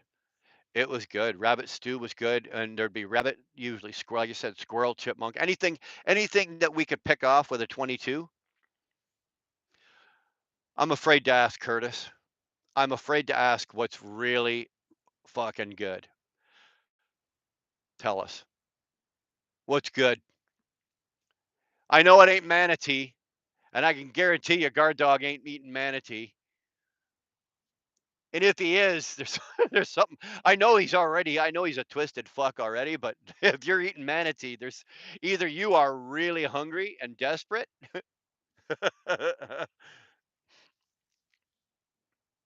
Yeah, well, you know what? I'm not hungry. Believe it or not. I could talk about food now. I'm good now. We had barbecued.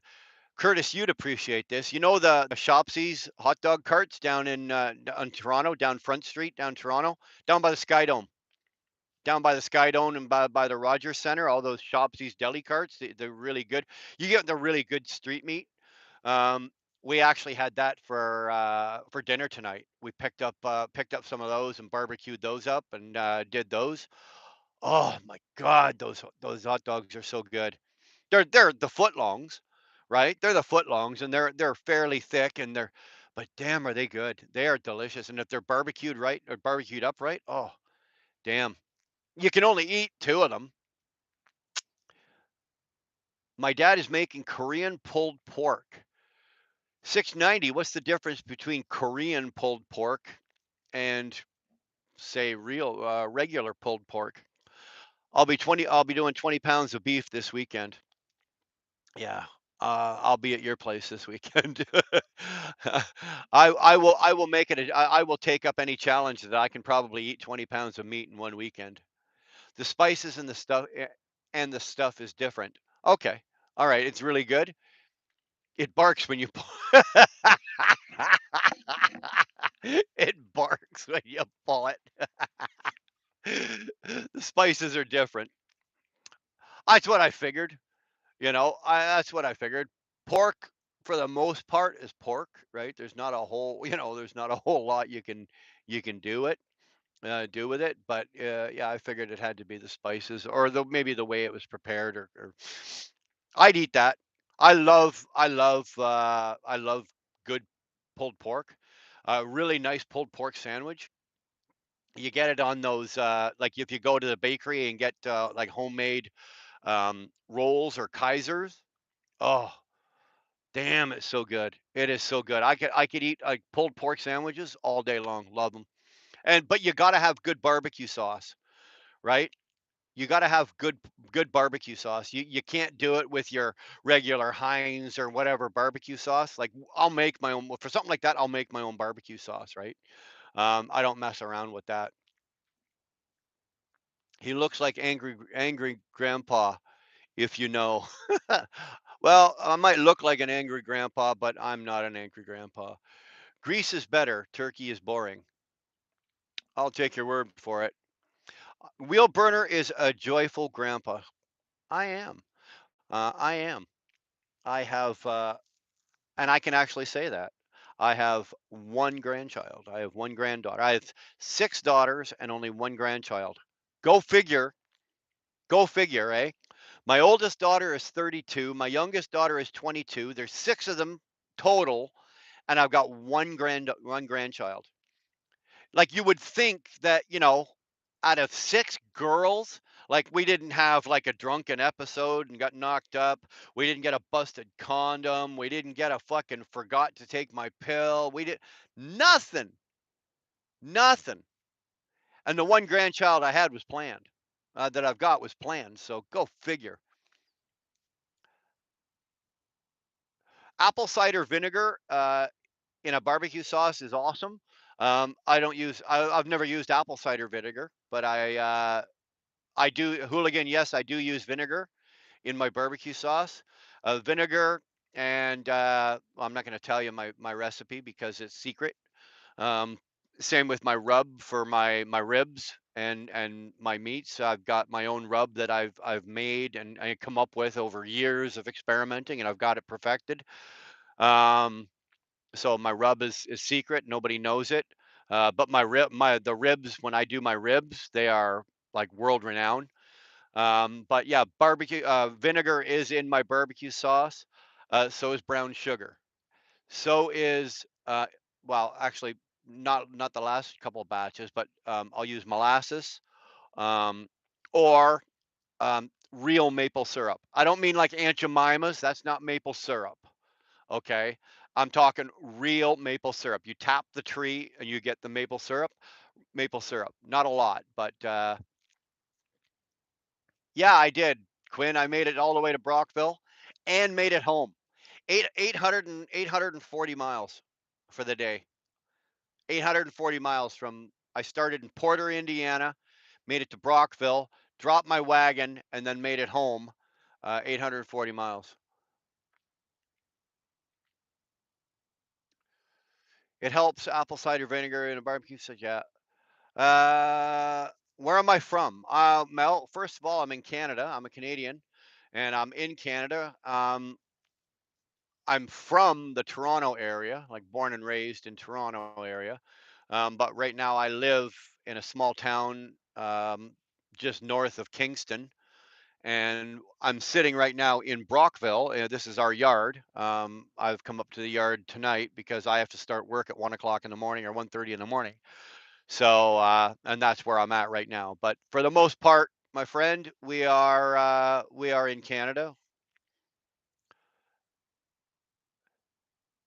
Oh my, political war. Oh my, political war has started in the chat. Who's that?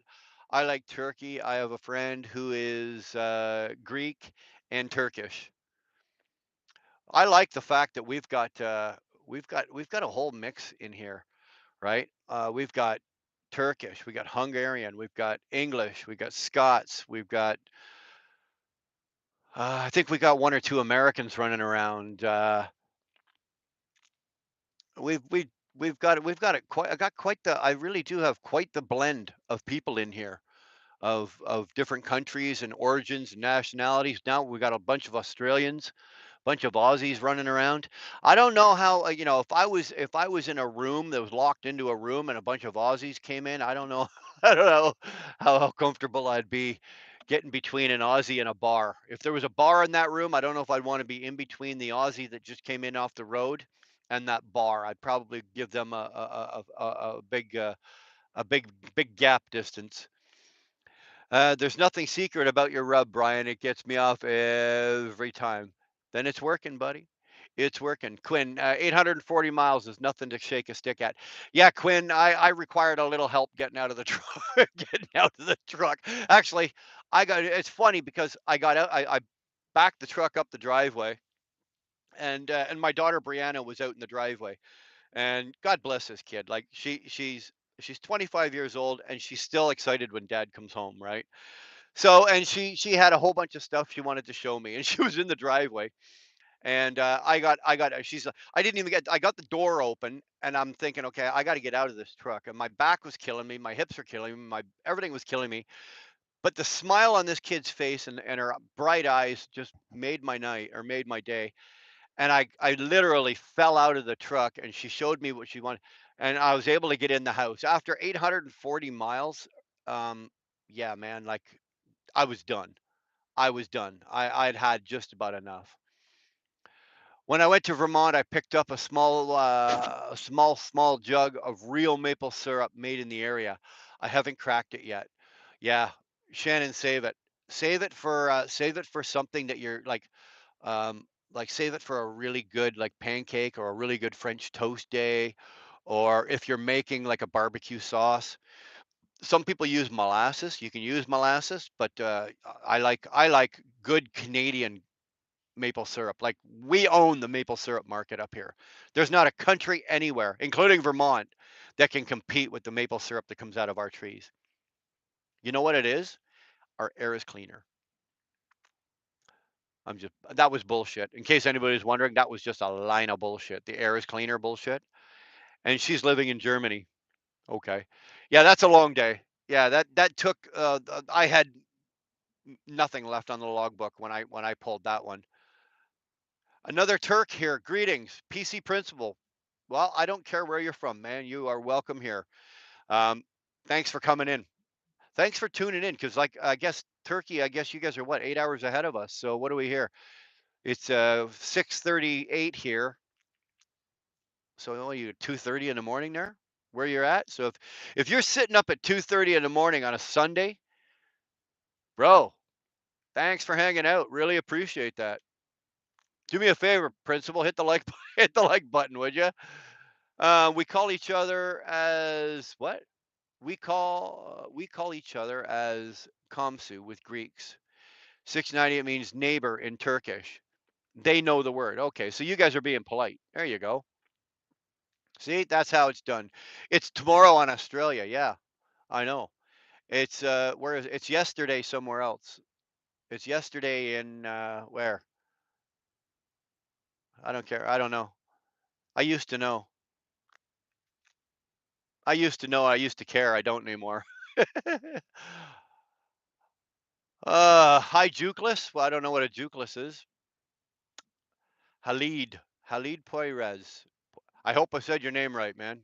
If I didn't, I apologize. Pronunciation of names with some of the names we get running through here is pretty testy. Tip your host. You can't afford a beard trim. You're damn right I can't. Molasses, butter, and hooligan. Yeah, hot molasses, butter, and hot biscuits. It's been so long since. And you got to warm the molasses, right, hooligan? You warm the molasses. You don't just, I've seen people with the molasses, and they'll actually go in with the knife and get it while it's like literally like a paste, and they don't. No, no, no, no. Warm your molasses and pour it nicely. Oh, dude, that is so good. Molasses, butter on and hot biscuits. Oh, dude. Now I'm thinking, okay, I'm getting a little hungry here. Brian is the second coming of Jesus Christ. I don't think so, bro. I don't think so. Um, the elevator going that way for me, I think stops at about the third floor. It doesn't quite go to the top for Jesus. I think my ride is going to be in a southerly in a southerly direction. principle. It's 2:38 a.m. here. Yeah, that's what I thought. It's 2:30 in Turkey as well. The only reason I know is because Tolga is from Turkey, and like he's corrected me about a million times. So now I know that he's 8 hours ahead of me. Thank God he's here this time. He was late last week. He was fucking late, man. Let me fucking tell you. We had to call him out on that. He was in everybody else's live, and he shows up in my live. I was live for almost 3 hours before Tolga showed up. I was starting to wonder what was going on. SST, how the hell are you, Tyrannus? Good to see you, brother. Good to see you. Thanks for stepping in. Yeah, you guys do it this way. Yeah. I've watched the maple syrup making process. It's pretty sensitive. You can screw the whole batch with just a few second lag. Dude, we take it right out of the trees. There's not a whole lot of processing that we do to it. Okay? If you go to northern Ontario and especially northern Quebec, aside from poutine and strippers, which is what is all Quebec is good for, I guess the third thing that the French province of Quebec is good for is the maple syrup. Those guys, they've got the trees up there in vast quantities. So yeah, they're good for maple syrup. Northern Ontario, we have it too. Even up where I live, I'm far enough north that we could probably tap maple trees up there and come out with some really, really good maple syrup. It's good. Don't get me wrong, I love maple syrup. Real maple syrup on French toast, man, I could pack a lunch and make a day of that. That's all good. Gravy and fresh buttered biscuits. Dude, what are you guys doing to me? I'm getting hungry. That kicks ass, and the kind of gravy they use to grout shower grout shower tiles. Bro, I don't know what the fuck you've been eating. No, I can I make a really really good beef gravy from scratch. I make a really really good ham gravy from scratch. I make a really really good chicken gravy from scratch. Um, like all the gravies that I make, I like when we're at home, like depending on what we're eating. If you're doing beef, then you obviously got a beef gravy, like, oh man, I do make everything from scratch, and we love gravy in our family. Like at our table's long, right? You guys have seen videos around my house, so you've seen the long dining room table. We put a big thing of gravy at either end, right? And believe me, by the time dinner is done, both of them are empty, and we got to go back to the stove and fill them because it's a gravy thing. The kids will literally the ham gravy. Whenever we do like a big bone-in ham, the ham gravy alone, I think me and Brianna would drink it right out of the gravy, whatever you call that, the gravy pot thing, fuck, whatever you call those things. Love ham gravy. Go to Utah and get scones with honey. No, thanks. Will you guys be doing that charity dealio again this year, Wheelburner? With what? With the beards? Yeah. Yeah, I've already got plays on the freeway signed up for that as well. He's gonna go. He's in. I think I think we said what it's gonna be July. We're gonna be doing it in July.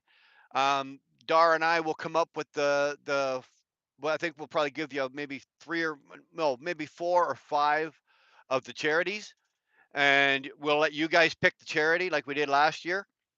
Last year it was the St. Christopher Truck Driver Relief Fund. We raised I think it was just around 8 grand, just around 8,000 bucks. So this year we're going to do it again, and we're going to see if we can do it. But we will give you guys the option, of course, to pick the charity. So we'll give you. I don't know what the charities are going to be this year. I don't have a clue. We'll just come up with the 4 or 5 of them. You guys pick whatever you guys pick. That's the one we'll do. So, do you guys ever haul Brampton Brick or Canada Brick? Quinn, we don't go in there anymore. I've been into to Brampton Brick 1,000 times. It doesn't pay. The runs are good, but the money is terrible. The money is terrible. Hauling bricks and shingles, like bricks. Canada Brick is obviously bricks, right? Or Brampton Brick. It's the same thing. Canada Brick or Brampton Brick. They don't pay worth a damn. So no, I don't. I've been in there a thousand times, but no, I don't go in there anymore. Y'all don't know nothing about sugar cane squeezing, dude. You got me there. Tyrannus, you got me. I don't know jack about that, but I'm going to tell you this: if it's really good and it's really delicious and it's sweet, sugar cane is obviously sweet. Bro, I'll put it on anything. I love it. SST, I do. They do that here. Somebody want to let me in on it? Because I would I do it. Brian the saucier. Oh man, I love gravies. Anything, any kind of sauces or gravies. Oh, I've been doing them for so many years. I've got them down pat. I want to drink Brian sauces now, I guess. Oh, buddy, you might wanted to rephrase how you said that. I don't know. I'm flattered, thank you. But you might have wanted to rephrase that a little differently. Red-eyed gravy and ham steaks. Oh, dude, you're killing me. I love gravy too. Quinn, so do I. So do I. Um, like I said, I do chicken, ham, beef, obviously turkey, right? With Christmas and Thanksgiving, you do a turkey gravy. Um, turkey is the greatest gravy. I think. Well, actually, no. Let me rephrase that. It's not. The best gravy out that we make, that I make, is probably that ham gravy. And I tell you this because not a lot of people make it, right? Not a lot of people make a ham gravy. Um, so when you taste it, I tell you what, all of you, there's only what, 28 of you in here? So all 28 of you can come over to my place the next time we're doing a ham. Well, because we do it really big time, right? Like we go out and get Dar goes out and she'll get herself a really big, like one of the bone in, beautiful ham, beautiful cut. And that's what, so we'll go get a couple of those because of course well, now there's 33 of you, but if 33 of you guys want to come over to our place for a ham dinner and try the ham gravy, I promise you, bring your bibs and your straws because you'll be taking the shit home with you. Going, phoning your mother when you get home and going, Mom, I need you to make this. Here, I'm going to send this to you. You have to make it. I promise you, you won't be disappointed. I'm not tooting my own horn. Yes, I am. But that is how good it is. Sausage gravy. Oh, sauce. That's the other one I forgot. Sausage gravy. Thank you, Tyrannus. Sausage gravy on a country fried steak would sort me out. Yeah, sausage gravy. Um, okay, here, Tyrannus. Do you? Is it like Italian sausage? Um, like a European sausage? Just don't tell me you're using those little breakfast sausages. Don't even think about telling me you're using that. But um, sauce, yeah. But America wins. Uh-oh. Who are you fighting now, Sterling? Who's fighting? Who's arguing? Sawmill pepper gravy. I love good pepper gravy on a steak. Like a peppercorn gravy. It's a beef based gravy. But I love a good peppercorn gravy and I make that as well. I'll do a really good beef gravy. The trick to that is when you buy your peppercorns, you crush them yourself, right? Don't buy pre-ground peppercorns or anything like that, and don't take your peppercorns and put them in your grinder and do the no, do not do that. What you do is you take for example, I'll use like a big glass dish, right? And you warm them. I don't mean you cook them. You don't heat them up and cook them, but you take your peppercorns and you bring them up so that they're a nice warm temperature. And then you take them and you put them on your cloth, fold your cloth over it, and you take your little pounding hammer and that will release the flavor, and you'll get that bite from your peppercorns. Anybody that knows anything about real peppercorn gravy, that'll give you that bite that you're looking for. And then from there, you start your gravy from scratch, right? And you add the peppercorns before you thicken it. Okay. A lot of people they'll make a nice, beautiful beef gravy and then throw the peppercorns in. No, do not do that. Absolutely not. Do not do that. Get your base going, right? So you've got a little bit of butter, a little bit of gar well, with my beef gravy, right? You got your little bit of butter and everything, got in the pan. Then you're going to add your water, but with your butter in the bottom of the pan, I add fresh chopped garlic, and then I'll add the peppercorns.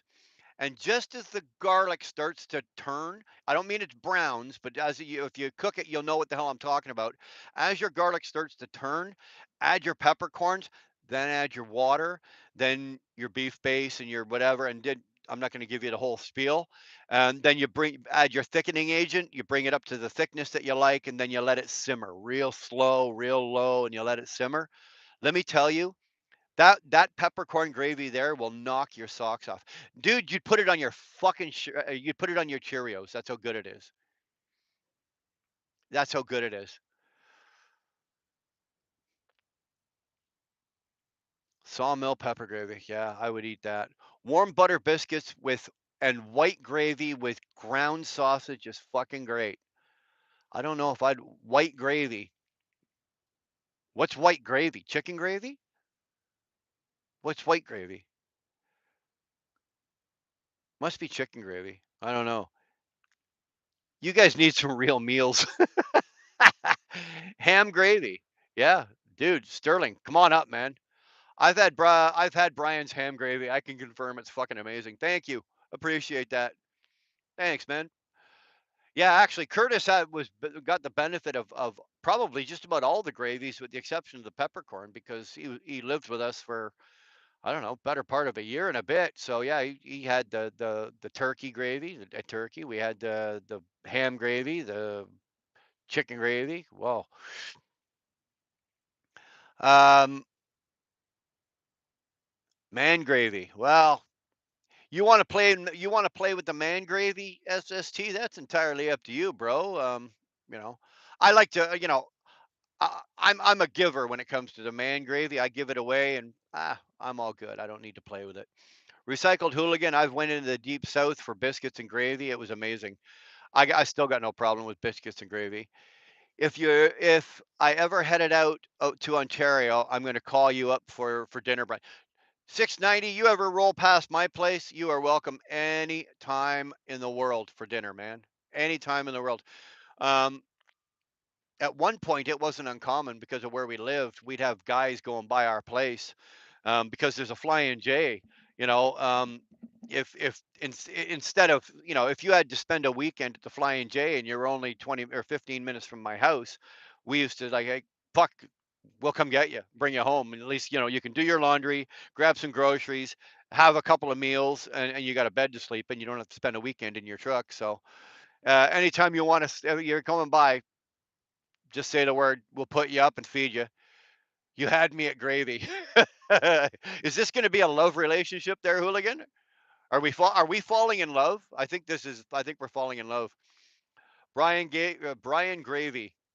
Only if you weren't a trucker. Cyclist and rail fan.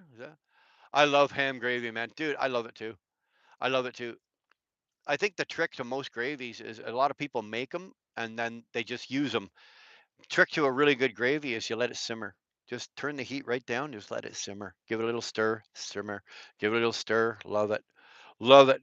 Curtis, yeah, we're known for that.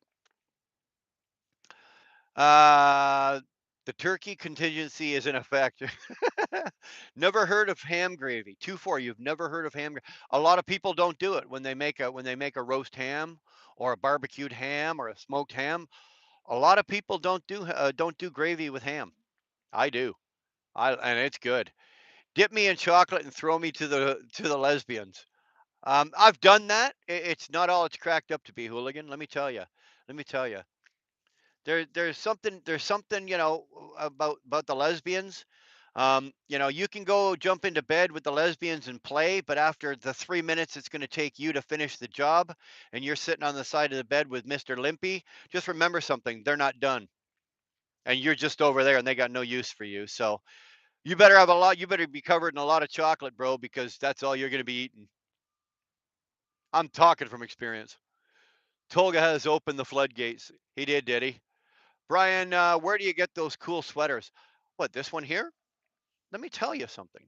You can pick up one of these cool sweaters in the store on the channel. These ones here, I don't make or I don't have at home. These ones here from the I actually had to buy this one myself. But a bunch of the T-shirts we've got, as some of you know, that we've sent them out to you guys. Um, eh, Damn man, I had dinner and you're still rolling. I know it's only going to be a quick one, Johnny. You know that. Michael Bernard. One shit smells more than 22 farts. That means in life it's better to be great at one than average in a lot of things. Quality over quantity. I agree with you 100% and I like the way you put it. Michael, that's a hell of a way to put it. I agree.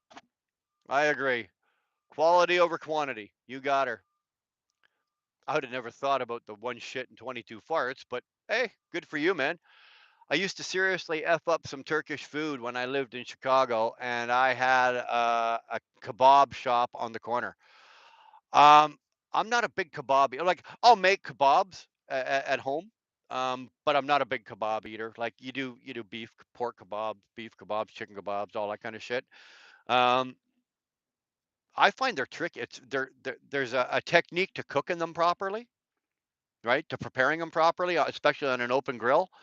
Um, I've never been able to master that technique. On a barbecue, I'm really good on a barbecue. There's not a whole lot I can't do on a barbecue or anything. Like dude, I've fried eggs on a barbecue.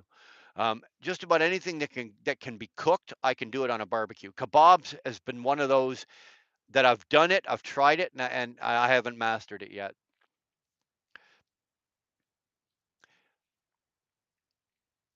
Kids are swinging the shorts, rating randomly, and started the flag war. What the hell are you talking about? Oh, kids are swiping the shorts, rating randomly, and started the flag war. Brian talks in his sleep. I don't know if I do. You'd have to ask Dar. I know I giggle and I laugh in my sleep. Um, and I've been known to say things because Dar's told me, but I don't know if I talk. Sausage gravy and biscuits. Yeah, Johnny, we were just talking about that. Sausage gravy is really good as well. Um, just use as long as you're using good quality gravy or good quality sausage, right? A good Italian sausage, a good German sausage, a good uh, a good quality sausage. No, we're not talking about using those little fucking breakfast sausages. If you're making gravy out of that, don't. Please don't. Steak and eggs with brown gravy. Steak and eggs, hooligan is my go-to food. That is my. You know how a lot of people have a comfort food? Steak and eggs is my comfort food. Ask Dar. When we go for breakfast, it doesn't matter what diner or little mom and pop restaurant we go to, steak and eggs. And if it's not on the menu, I'll ask them to make it. I love steak and eggs. And I like it like traditional English style. So I like an 8-10 ounce New York steak, medium rare, and I like 3 eggs, 3 fried eggs. I don't like them sunny side up. I can't stand any runny in my eggs. I just can't stand it. Like I like a soft yolk, but I don't like any white, like runny, any of that kind of shit. So I take my eggs over easy or over medium, and then I want all 3 eggs laid out on top of the steak, right out across the steak, and then I will put my gravy on it, and I will eat my steak and my eggs that way. So it's all basic. By the time you look at my plate when I'm done, there's blood, egg yolk, and gravy. It looks like there was a massacre on my plate, but it's so damn good. Steak and eggs is my absolute go-to. And it's one of those things that, man, I can eat steak and eggs for breakfast, lunch, dinner, a snack. I can wake up in the middle of the night, and if somebody's got steak and eggs, I will eat it. I will eat steak and eggs, and then an hour later, come back and eat steak and eggs. That's how good it is. Tolga, I appreciate that. Thank you very much, sir. I really do. That was very good of you. Told a lesbian I wanted to watch, so she bought me one. My farts smell like 100 rotten shits, and I'm terrible at everything. Oh, he definitely laughs in his sleep and okay, Dar, let's not get too carried away. He definitely laughs in his sleep and farts. Brian screams my name in tantrums while, while he's asleep. Dude, I can't say I've ever talked about you in my sleep. If I have, I think Dar would be concerned. I've been known to sleepwalk into other people's rooms and chat. Uh, Casbah, that's something I don't think I've ever done. Mind you, if I've ever sleepwalked, I wouldn't know because I was sleeping, right? But I don't think I've never been told that I sleepwalk. I've been told that I laugh and giggle and make noises and shit, but I don't know if I talk. Like how you can't. I don't think you can sit there and have a conversation with me. My brother, you can. Like I don't know how my brother could ever cheat on his wife or his girlfriend because he'd be busted inside of 7 minutes. Because she'll you can talk to my brother and he'll actually talk to you while he's sound asleep. Um, I don't do that, I don't think. We make our own sausage on the ranch. There you go, John. That's probably the best way to do it. Good homemade like I told you guys last week about this deli that we've got, not deli, sorry, this butcher we've got just down the road from us. He does too, right? And it's I think I was describing it's one of those butcher shops where the build everything is all sub the slaughterhouse, the store, the prepper, everything is all under one roof. So the trucks are literally driving on, going around back. The livestock gets off the truck and whatever comes off the truck, so everything is fresh. So your sausages, your pork chops, your steak, your chicken, everything is and that's the way I like it. Now you're going to pay for it, right? It's not going to be the cheapest way to eat, but if you want like prime cuts of meat, that's the way to do it. That's the way to same with and sausages. John, I've never made my own sausage, but I know that I can go down to that butcher shop and get real good quality sausage. I shit with the door open. Yeah, I said it. Yeah, so do I, dude. So do I. I have to because Dar's cats keep wanting. If you close the bathroom door, like our bathroom doors don't open and close like this, they're sliding. So the bathroom is a sliding door; it goes into the wall type deal. So if you close the door and then you're taking care of the business, you're dropping a deuce. Next thing you know, you got two cats and a dog outside trying to get in. So now I got to leave the doors open, right? Otherwise, you're fucked. Chicken fried steak is my go-to for dinner food, for diner food. Um, I'm not a big chicken fried steak fan. Yes, I said it. You can unsubscribe and leave now. Chicken fried steak is just not. I've had it. I've eaten it. I've tried it in different places just to make sure I didn't like it. I thought if I tried it here, maybe it was just not prepared the way it should have been, or it wasn't as good. Or I've tried it 3 4 times at least. It's just not my thing. Fried mushrooms and tomato on your steak. Or you like fried mushrooms and fried tomato? I don't do the fried tomato. But Dara and I do like I don't eat fried mushrooms, but I'll do like fried mushrooms and white onion and I'll saute those in like a real nice garlic butter, and I'll lay that out on the steak. If we're not eating steak and eggs, if we're just having a steak dinner, like we had a nice steak dinner the other night, well, I'll do the fry up the mushrooms. I'll pick the mushrooms out. Dar likes the mushrooms, but I like really nice sautéed onions in a good garlic butter, which I'll make the garlic butter myself, and I'll put that on my steak. That's good. I also when I'm barbecuing my steak, right? After it's been sitting at room temperature for an hour, and then I'll lightly season it with some seasoning. Once it's on the grill, once I make my first flip, once I do the first flip, I start basting it with garlic butter, like homemade garlic butter, and start basting it with that. Oh, boys and girls, let me tell you, let me tell you, I get my eggs over medium. Yeah, that's the way I like them. No runny, man. Like I said, I don't mind the yolk. The yolk, I'm good, but no white. If I will send eggs back, and when I go to a restaurant, I'll actually tell the waitress, I want turn my eggs over medium, please. And if they're runny, I'm gonna be sending them back. I won't eat them. Thanks, brother.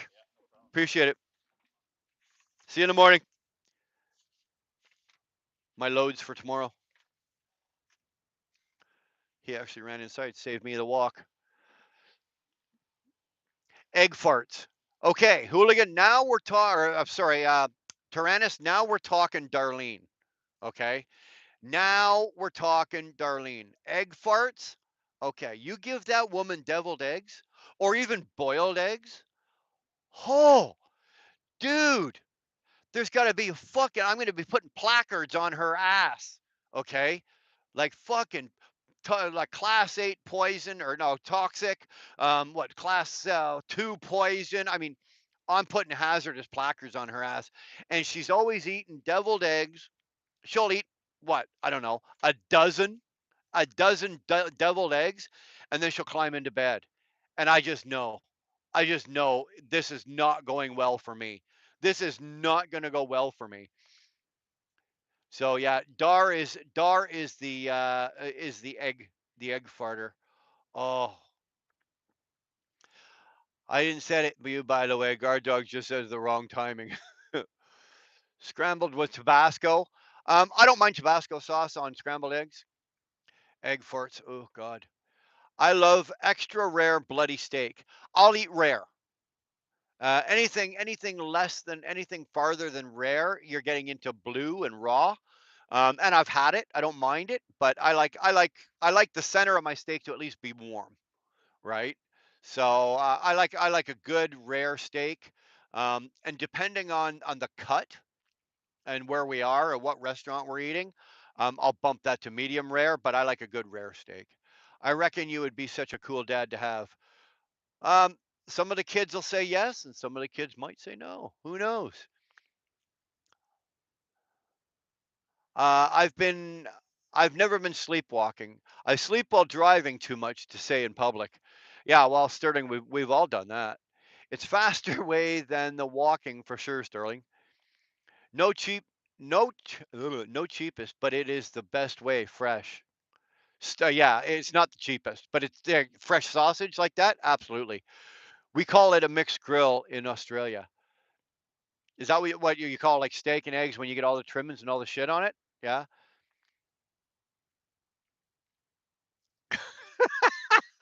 I shit in the litter box to assert dominance. I have not tried that yet. We got 4 cats. I'm pretty sure, Sterling, that if all 4 cats got their shit together, they could probably take me in a rush. I think they could. I love schnitzel. I enjoy schnitzel too. I don't eat it a lot. I don't eat it a lot. A lot of restaurants don't serve it anymore. I love schnitzel. People screw up chicken fried steak so easily. Maybe you know what, dog. I'll come down to your place, and if you're cooking it and you're making it, I'll try it again. I will. I'm not got no qualms. You mean y'all don't have the night terrors? Oh, I have night terrors. I'm sure. Ask Dar. I've been sound asleep and sat straight up in bed, came dead awake because of something like a night terror that I was having. I've done that. Scared the shit out of my wife. I have to be careful though, because when that happens to me, I start swinging.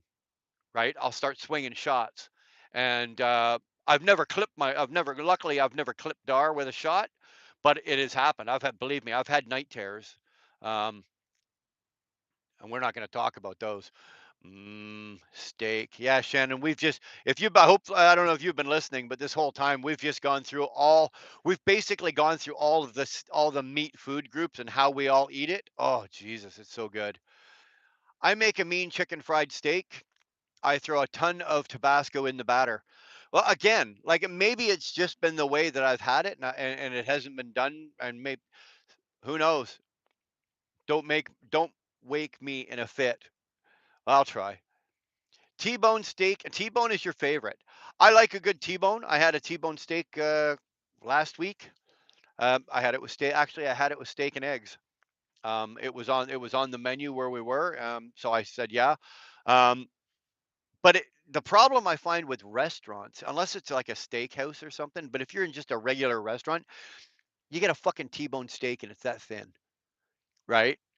You get it's not like if you're going to a good steakhouse and you get yourself a nice, like, good inch and a quarter steak, that's a good T-bone, right? I don't mind waiting. Like if you've got like a 1.5 inch steak, whether it be a New York strip loin or a T-bone or anything like that, or even a filet mignon, I don't got no problem waiting because I know it's going to take time to cook for the thickness. But if you can order a steak and it takes 90 seconds for them to cook it and get it to your table, it's only that big. It's only that big. I can even make the spat what the spatsy to go along with it. I'm not even going to pronounce that. Spezia. See, I said I wasn't going to try it, and I did, and I fucked it up. So, um, dude, you cook it, I'll eat it. Okay, you try it, you cook it, I'll eat it. I'm terrible at smoking meats on my Traeger. Don't ask for any. Oh, fuck you, you are. I've seen those videos, dude. I've known you were fucking smoking meat on your Traeger because fucking I can smell it from my place. For Christ's sake. Wiener schnitzels versus corn dogs. I'm going schnitzel all the way, man. I'm going schnitzel all the way, all day long. Respect for you, you man. Who are you respecting now? Don't be respecting me too much, hooligan. Just a little, but not too much. Dar rips serious ass. Oh, does she ever? Oh, does she ever? One of these days, burning sulfur. No, burning sulfur would smell good, Tyrannus, to what comes out of her. She's like the exhaust pipe. I can't even come up with a smell that's that bad. You know, I was gonna say like on an old diesel clacking starting, but I love the smell of that. I mean, my there's a fucking there's a somewhere if you go know that green book in the MDSA or whatever book that is for placards and dangerous goods. Somewhere there is a placard for her because it's just something gross. It's something else. Oh hell no, you ain't talking about Dar like that, babe. I am. I am. Dar is an angel with a halo, except when she eats deviled eggs and olives. Okay. This woman eats raw olives right out of the jar and then drinks the goddamn juice. It's like, I can't even watch her do it. Can't even watch her do it. It's so bad. Anybody seen the new Dune movie yet? No, have not. Curtis says, if you place Dar in a truck stop men's washroom, you'll believe she was a driver. Oh God, yeah, she'd kill it. Beekeeper was a great movie. Dar and I went and saw that last week. We went and saw that last week. Loved it. I love Jason Statham anyway, but that was actually a really good movie. Hey, I'm not gonna say Sterling. I'm not gonna say it was on the John Wick level, but they tried. That's what they were shooting for, and you could tell that's what they were shooting for. They did well with it. They did well with it. I love that movie. Dar's like, oh my God, Curtis. Oh yeah, yeah. Play bashful now, Dar. Nah, the last Dune movie was dumb. I watched the very first Dune movie, and I've not watched one since. Like there was one that came out in the '80s, and that was the one I watched, and I've not watched a single one since. I played the video game, but I've not watched any of the movies. Can't. Sleepwalk around me is a good way to get unalived.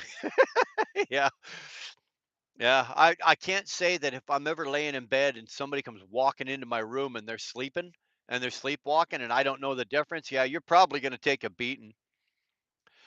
Um,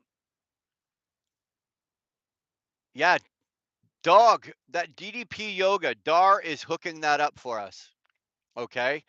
Dar has actually started it this weekend. She's done like everything that you guys were talking about. And she went on and downloaded and did a whole bunch of other stuff and like followed all the instructions. So she's pretty much set up.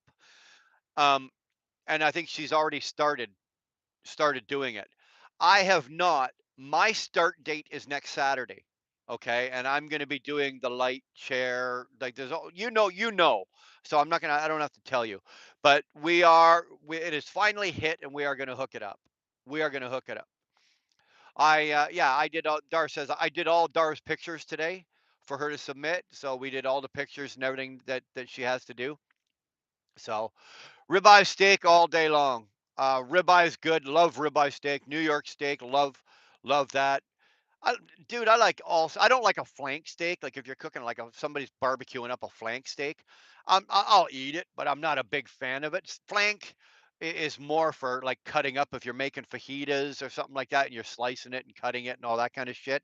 That's what a flank steak is for. But I'm not. I'm not big on like I won't buy one and barbecue it at home.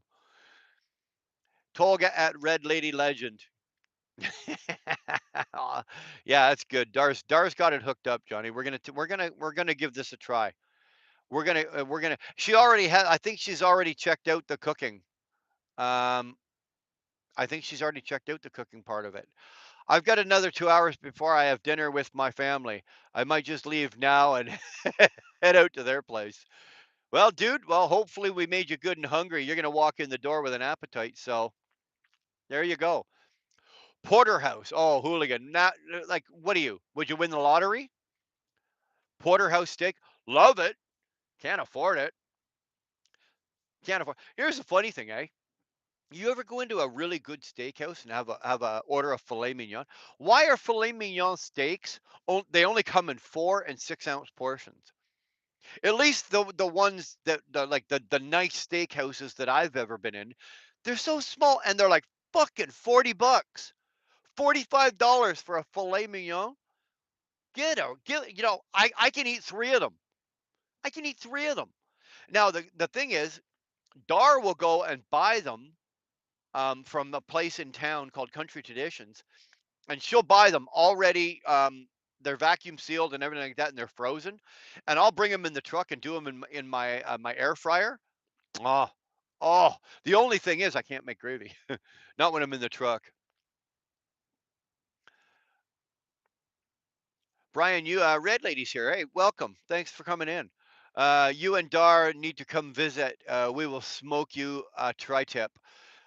Dar and I have talked. Okay, there's next spring, summer. Well, like this year, we're kind of booked. Like we're doing an Alberta trip. We're doing a couple other things, and finances are a little. We got to be careful. So, but I think we're making a couple of trips, and you and Sterling are one of them. Okay, you and Sterling are definitely one of them. Are one of them. We're going down to Florida to see a couple. There's a few people down in Florida that we're going to be going to see. Um, where else? Where else? We've got a couple of trips that we are going to be making. So we are Red Lady. You and Sterling are on our places and we're not flying. We're going to drive. Um, so you are on our radar of where we're going. Brian is lying, of course. I do not think Brian is lying. Not when it comes to Dar's farting. Okay. The love that makes the smell beautiful. Well, you can say that, but there's nothing beautiful about it. Deviled eggs and Dar, not a chance in hell. Not a chance in hell. Never question your wife's decisions. You were one of them. Hmm. Hooligan, that's a yes and no. I don't know. I don't think she chose me. I think I took her as a hostage. I don't know about how it works in that case.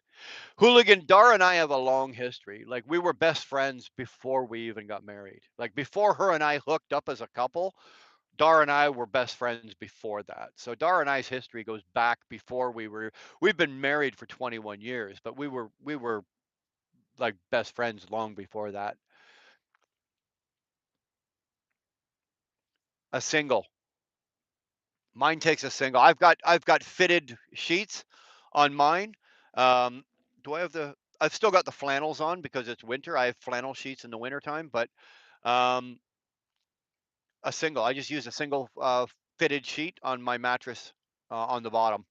On the bottom bunk at the Cascadia. The top, I don't have a clue because I've never put a sheet on it. I've never even been up there. I couldn't tell you what it looks like up there. I keep all of there. I keep all that up there in my Tupperware container, or not Tupperware, my Rubbermaid containers with all my clothes. That's my dresser up there.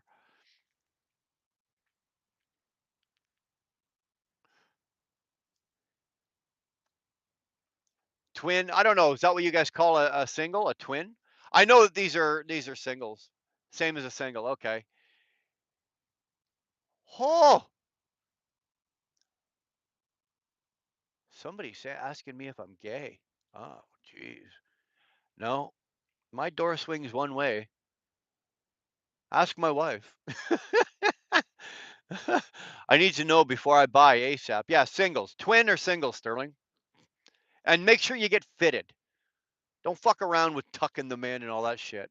Get them fitted. They say a couple of they say a couple cohabitating long enough will begin to smell the same. Now my wife shit smells like a truck.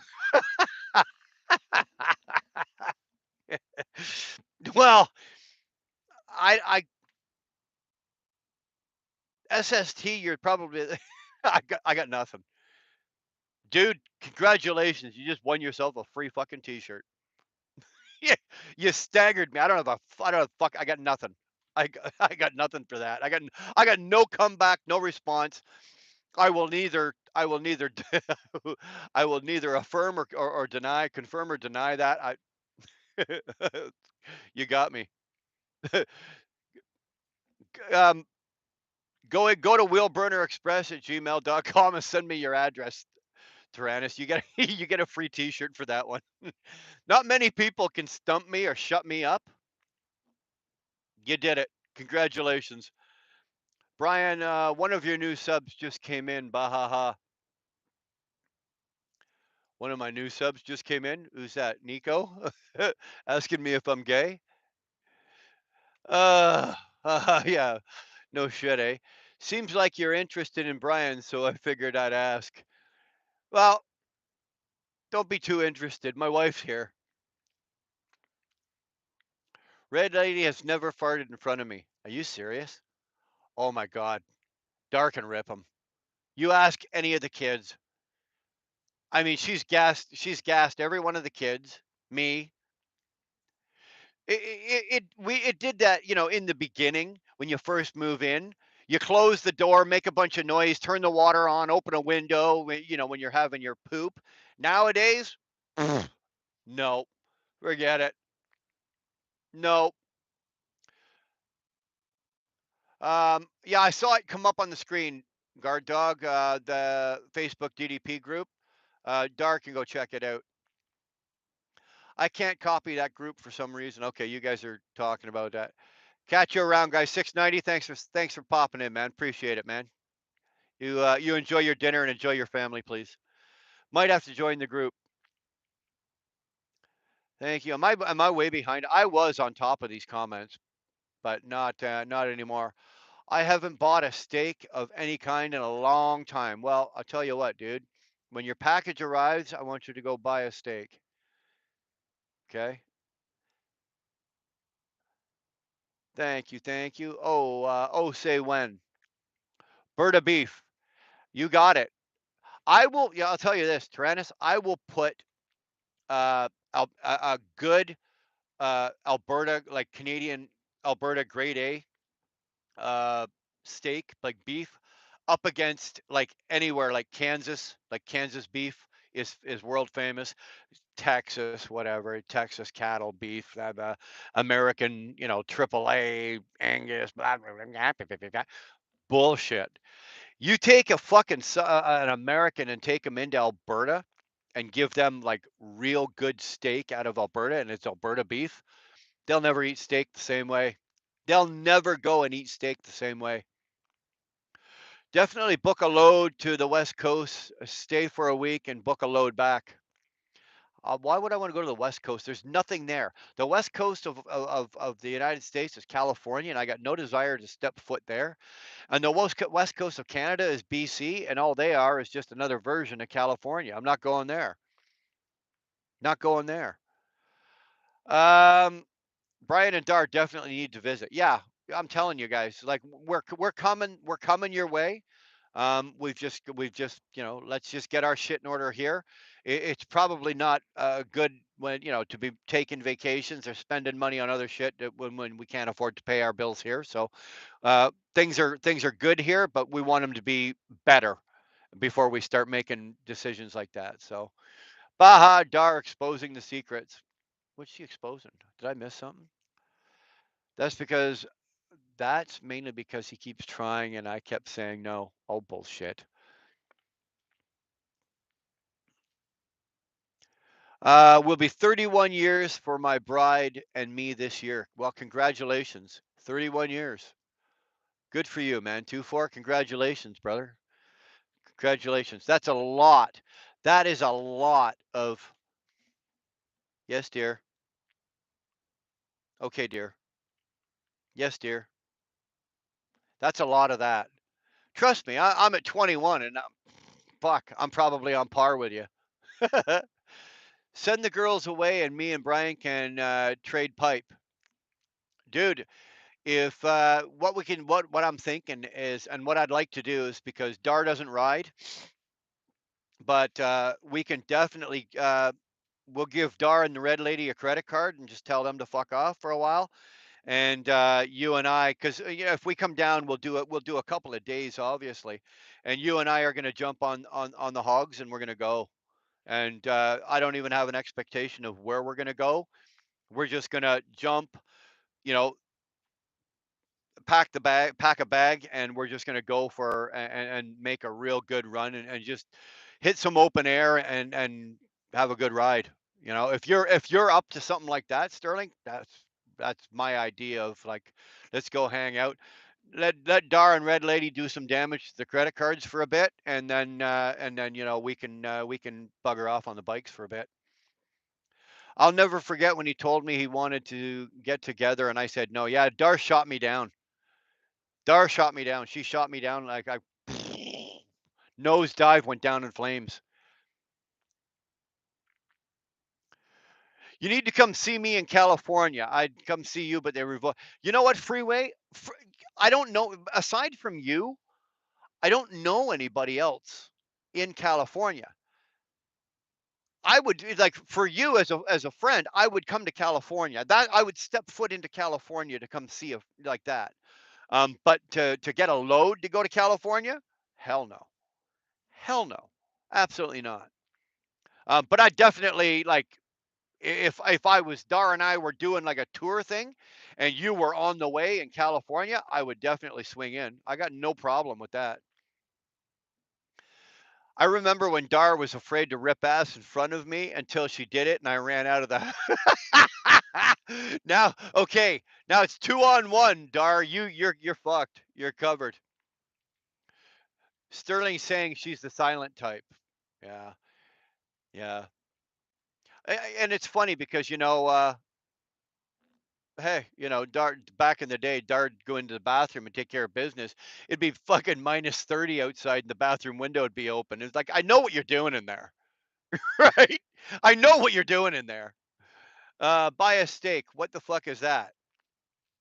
Yeah, we steal them. SBD, silent but deadly. That's Red Lady. I guess that's Red Lady. Curtis, that's not even true. Yes, it is. I confirm. I stand I confirm. I swear on my holy Bible. Here's my passport. I swear on the holy Bible that that is 100% true, all true, nothing but the truth. So help me, Dr. Pepper. Okay? I don't know about that, Dar. Sterling is in the West Coast. Fucking duh. Sterling's not on the West Coast. That's not the Nevada is not the West Coast. California is the West Coast. Sterling's in Nevada. He's in Fallon. I'll second that statement about Alberta beef. Absolutely. I'll stand by it 100,000 times. Hey, how you doing, brother? Myra, I'm doing well. I'm doing well tonight. I got up to the yard. I got her all shut down. I'm just doing a little live here, talking, shooting shit, da da da da da. And we're talking about, for some reason or another, we're talking about food. And lucky for me, I'm not hungry because I'd be chewing the rubber off the steering wheel right now if I was. So, um, but other than that, man, we're doing good. We're just sitting here talking BS. We're talking about Darth farting. I don't know how that came into play, but hey, she rips mean ass, and if I was her, I'd be proud of it. But she seems to want to be. Oh, it wasn't me. Yeah, whatever. Tell that to the fucking 4 cats, 2 dogs, 5 kids, and husband that all ran from the house. Is that too much information there, Mark? Or did you get the gist of what we're talking about? Probably the best in the world, honestly. I would put it up as Tyrannus. I would put Alberta beef up against anybody. I've eaten steak. Trust me, I've eaten steak everywhere. I've been to the Caribbean and had steak down there, and in multiple places. Not good. I've been I've had steak and all of the prime U.S. spots for for steak: Montana, Kansas, Texas, um, all of the top like places for steak. And dude, I will 100% put Canadian Alberta beef up against all of them. Alberta beef, there you go. Alberta beef is better because they're mostly grass fed. They can't grow corn in Alberta. I would believe that. I would believe that. Congrats, by the way, at 2-4. Yeah, 31 years of marriage. Man, that's a long prison sentence. Remember, we were all joking around today, talking about in Shannon's. They're saying marriage is a fine institution for which there's no parole. We were messing around there. Yeah, 31 years. Good for you, brother. Where in Cali, Freeway? Yes, Curtis. It's close enough. Attican. Attican Turan. Did I say that properly? Hopefully, I said your name properly. I did. I do have a tendency to screw up. I do have some tendency to screw up names. Pronunciation of names is not, especially now that I've got no teeth and I'm waiting for my new my new teeth. So talking for me is a little more difficult. Post trip. Did I hear bike ride? Yes, Spectre, you did. You did. When I get out to Fallon, when I get out to Nevada, we're looking at doing a bike ride. And dude, if you are in the area, please, please. Oh, actually, I know, I won't say it, but I know the area of which you live.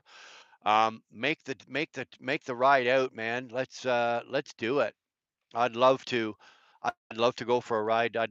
And just have a good time. Just hang out and do a Spectre. You want to do a ride?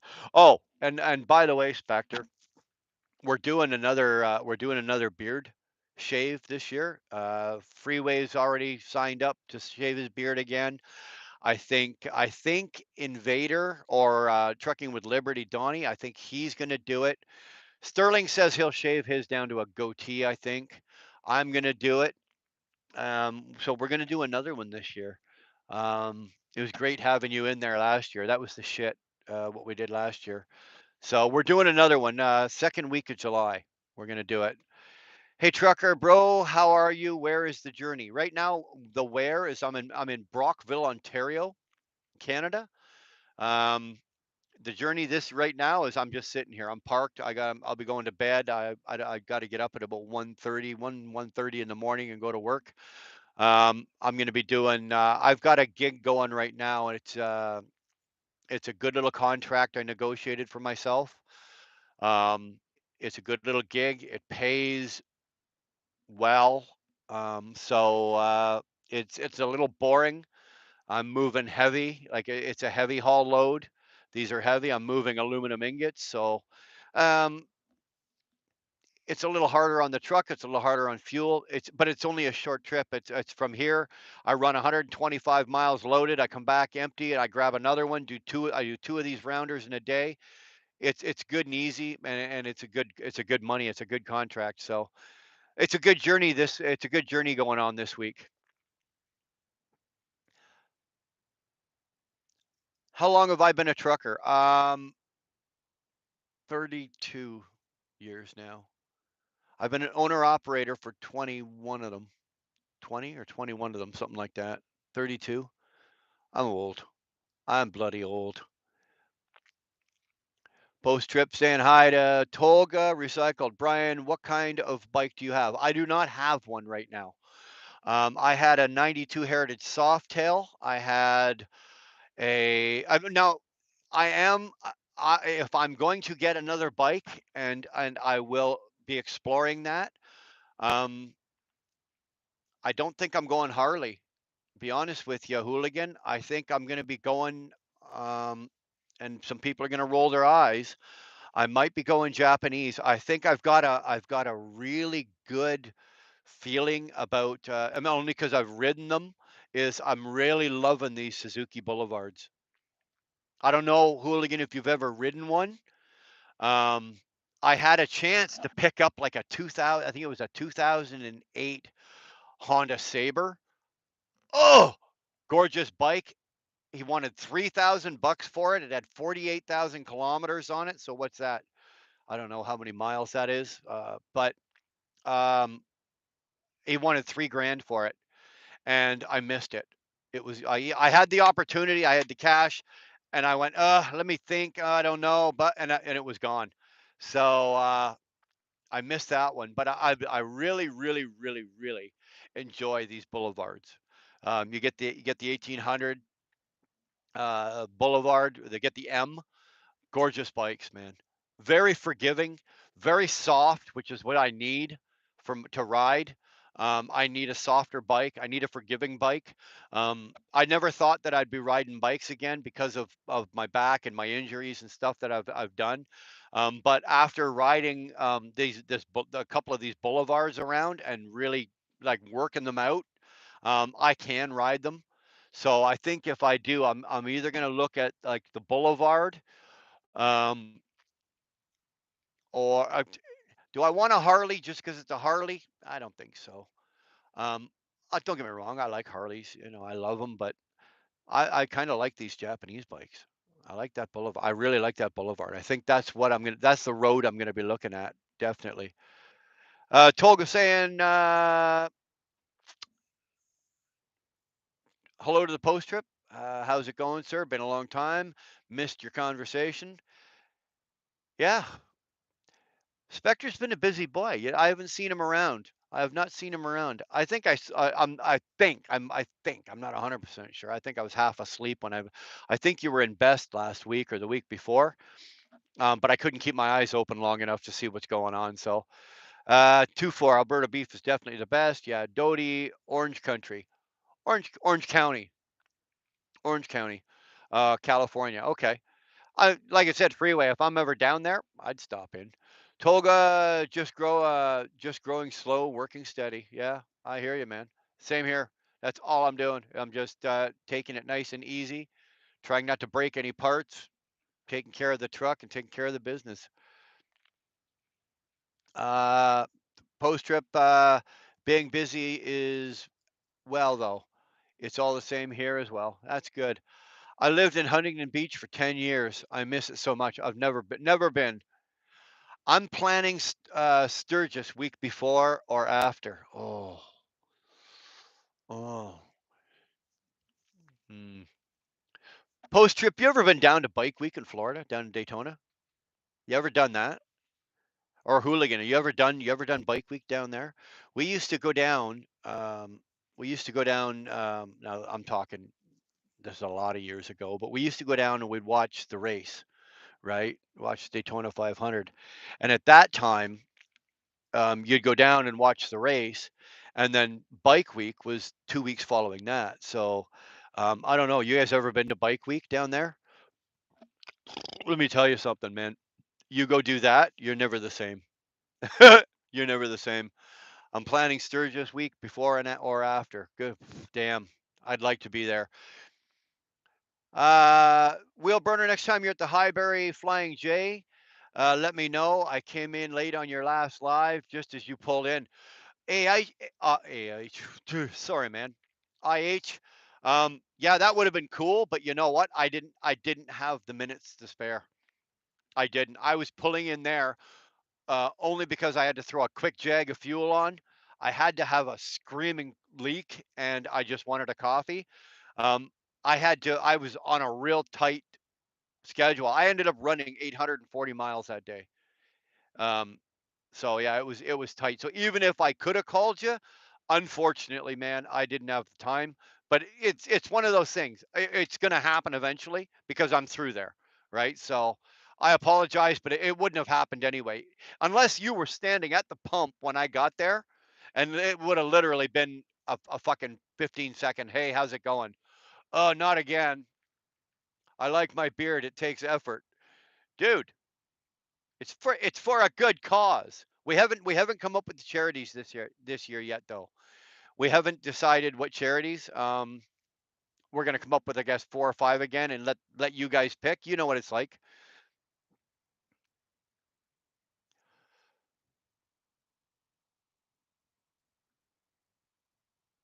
Did that video help at all? No. No. It didn't. For the fuel shutoffs? No. Could not find it. Climbed under the truck, Houdini. In it, both sides, around it, took it from the front, from the hood, had to go underneath, nothing. So unless there's something I don't know, and obviously I don't know because I can't find it. 2023 Harley Davidson Road King Special Stage 2. It scoots. I bet it does. I'll bet it sounds good too. Mm. Yeah, okay, Hooligan, you got one. The Saber 1100. Yeah. Well, that's what I was gonna get. Mine was. I think the one I was looking at was a. It was either a 2006 or a 2008. Beautiful bike, and he had it. He had the bags on it. He had the chrome on it. Like it was mint. There was not like a single piece of bit of rust on it. It had always been heated, stored in a heated garage. It was always like every winter the fluids came out of it. Everything got changed. Everything. Ugh, I kicked myself because I'd still have it right now. I'd still have it right now. Suzuki Boulevard is a good bike. I like it. You know what it is as well, Hooligan, that I like about it? It's a comfortable bike. It's a big bike, the 1800, and it's got some oomph. It'll go, but it's forgiving, right? It's one of those that it won't oversteer you. It won't carry itself on you. It'll do what you want it to do when you're leaning or moving or doing what you're doing. It's a forgiving bike, and I like that. I like that. Get a GSXR, bro. Are you out of your fucking mind? Actually, I had a GS, and I didn't have it. My buddy Pat had a GSXR 1100. Myself personally, I like the 750s better than the 1100s. And his Pat had the GSXR 1100, and his brother Neil had the ZX11, right? The Kawasaki. And I don't know if you know Ontario well at all, Tyrannus. But we went from Mississauga. We were trying to make last call in Buffalo, okay, in Buffalo, New York, and we were in Mississauga, almost at the Mississauga line, the border of Mississauga and Toronto. Right, we were right in that area there, and we ran from there to the border. I was riding the GSXR. Patty was driving the ZX11 or riding the ZX11. We made it from there to the border in 38 minutes. 38 minutes.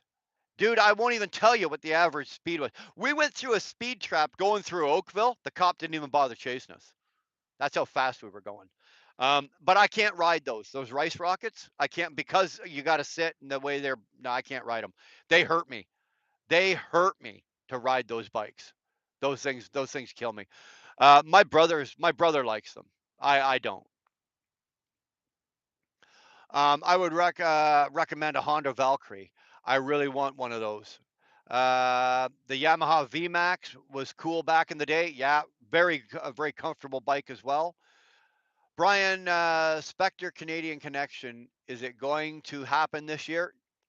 No, no. It's too hard for me to work for Spectre. It's too hard for me.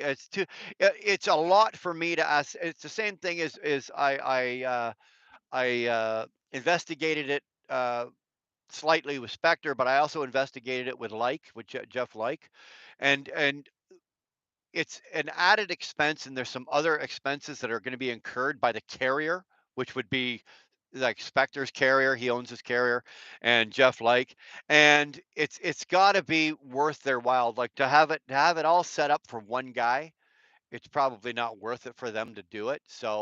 Um, so no, unfortunately, it's not going to happen. Fran, hey, hey, Wheelburner, Dar, and Chat. How the hell are you? I haven't seen you around in a while. Thanks for popping in. Daytona's on now. Yeah, I know. And I'm not there, and neither are you. Hey? Damn. Bike week 24, 24 currently. Yeah, I know. That's why I brought it up. I was like, not in Daytona. Went to Myrtle Beach bike week. I never did Myrtle Beach. I've been to Myrtle Beach. Dar and I have been on vacation there, rent a condo down there, but I never did bike week down there. That would be nice. That would be nice. I'd like to do that. Um, it's gonna be one of those damn things that when I retire, I'm just gonna go. I'm just gonna spend a whole year and go from bike week to bike week all over all over the country or all over North America. I couldn't have a leader bike. I'd end up running from police. A leader bike? I haven't been to Sturgis or Daytona. I want to ride around Sturgis, not so much the rally. You know what? It's a lot of fun. It's the camaraderie. It's the other people, and it doesn't matter what kind of bike you ride in on. Um, if you want to sit and just talk about motorcycles and just sit there and you throw your stand down, you lean your bike, you sit up against your bike, and next thing you know, you're talking to people. It's a great way, hooligan. It's a great way to just meet strangers and talk and have fun and hang out. And for me, that's a lot of fun.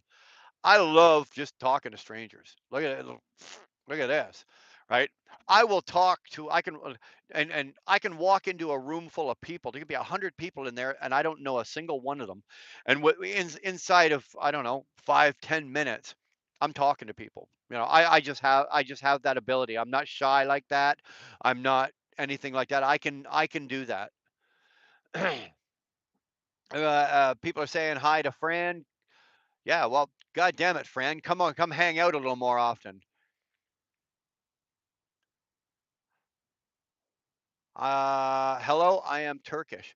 Man, thanks for popping in. Again, I'm just pulling up your thing here, see if I can get a better on your name. I don't want to try to pronounce your name because I'm so sorry. I will butcher the hell out of it, and I'd probably insult you by trying to say your name. I'm just not good with names. No problem. Yeah, IH, it'll happen. It will happen. It's just a matter of time. Okay, it's gonna happen. Damn, thought that was it. Yeah, me too, dude. I had a Woody. I absolutely had a Woody. 300 kph. We were faster than that, Tyrannus. Okay, the speedo goes up to 280.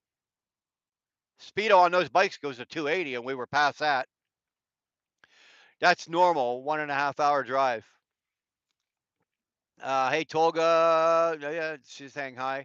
The Road King is a very nimble bike for its size. I'd like to try it out. I'd like to try it out. Um, there's a bunch of the new Harleys that they're gorgeous to look at, and I'll be honest with you, Spectre. And I know yours is a 2023 or it's a new bike. Um, man, they're so overpriced. I guess I'm talking like in Canada, Canadian prices. I don't know what kind of deals you guys make down there for your bikes. Mind you, we pay extra because they're made in the States, and then we have to pay the company, the Harley dealers up here, they have to have them imported. So we get hit with the import fees, the all that kind of shit. So that kind of jacks the price from, say it's a 55,000 bike, $55,000 bike. It's now, by the time you get all the shit into it and all that, you're over 65 grand. So yeah, you're right. It takes a lot to have cross border drivers. Yeah, I know. What are the pros and cons about your tractor? Would you get the same brand again? Absolutely. Absolutely. If when I trade this one or when I'm done with this one, it'll probably be another Freightliner Cascadia. I am not about all the frills. I don't need a Kenworth. They're gorgeous. They're nice. They're they're a Kenworth or a Peterbilt. I'm surrounded by Peterbilts here right now. Our company's got all their company trucks are Peterbilts. The 579s, they're good looking trucks. They've had nothing but problems with them. Um, I've got a 2020 Cascadia and I love this truck. It is the best truck I've ever owned. Is it the most comfortable truck? No, my Volvo was more comfortable. My Kenworth was more comfortable. My Pete was, I say per se, more comfortable. But pound for pound, dollar for dollar value, I've got more out of this truck than I got out of any of them. So I would answer your that's a long answer to a short question. Yes, I would buy another Cascadia in a friggin' minute. Our company has all the new Peterbilts, but they also bought 5 2023 Cascadias. And the owner of the company, when he bought them, he was going to buy them. He saw the numbers that my truck was putting up from mileage and everything like that. So I specced out all these Freightliners. All of these Freightliners are doing better than 9 miles per gallon. All 5 of them are doing better than 5 miles, 9 miles per gallon. None of these Pete's are over 8. Not one of these Peterbilts, these new Peterbilts, is over 8 miles per gallon. I've been making the money. Well, so have I. So haven't we all? Bike rallies lately have become more vendor events than anything. You know what? You're right. Hooligan, you're right. But they were vendor events back then. Actually, back then, a lot of those events, they weren't so much vendors. They were like good old boys that would load up their pickup truck with 9,000 parts that they'd collected. And these were all hard to get parts or whatever. And they'd pull into a rally and they'd lay out a table with all these parts. And well, I wouldn't say those guys wouldn't classify as vendors, right? And if there was ever a hard to find part, that's where you would find them, right? This is before we had Google or Kijiji or any of that shit there. That's the way you do it, right? Luna, hi everyone. Well, how you doing, Luna? How the hell you? My truck is about to be paid off, so I'm humping. Oh, I'm humping around on this road. Good for you. I'm getting close, man. Love, you know, truck is almost paid off. That's the time you start looking around, to start shopping. I like the small rallies like Hogfest in Pelham, Tennessee. I've never been there. I've never, but I would if it was on the way or in the area, I'd definitely check it out. Shannon Thomas Trucking. Do you have your disco on right now? Does she have her disco on? Dude, did I miss something? Is she up to something funky? I try to catch you live, but I've been missing it. Don't worry about it. I'm still here. I'll be around for a while. I'm still alive. As long as I'm breathing, I got breath, I'll talk. I'm partial to dual sports currently. To dual sports currently. I am blessed. I'm biased. I'm blessed. You're fucking blessed. Ball. Les Hopper. Good evening. Hey man, how are you, Les? Good you're here. Thank you. Thanks for popping in. You guys again, I've said it before, I'm gonna say it again. Do me a favor. I'm not gonna beg you for a subscription. That's not the way we roll, but I would ask you to at least hit that like button. I do appreciate that. That means you, Spectre. Hit the fucking like button, please. I know a kid paying 600 a month for a $45,000 bike financed over 7 years. That's insane. That is insane. Unless you're a trust fund baby or something like that, I wouldn't do that. I could afford a $600 a month payment, but I won't pay it. Are you out of your fucking mind?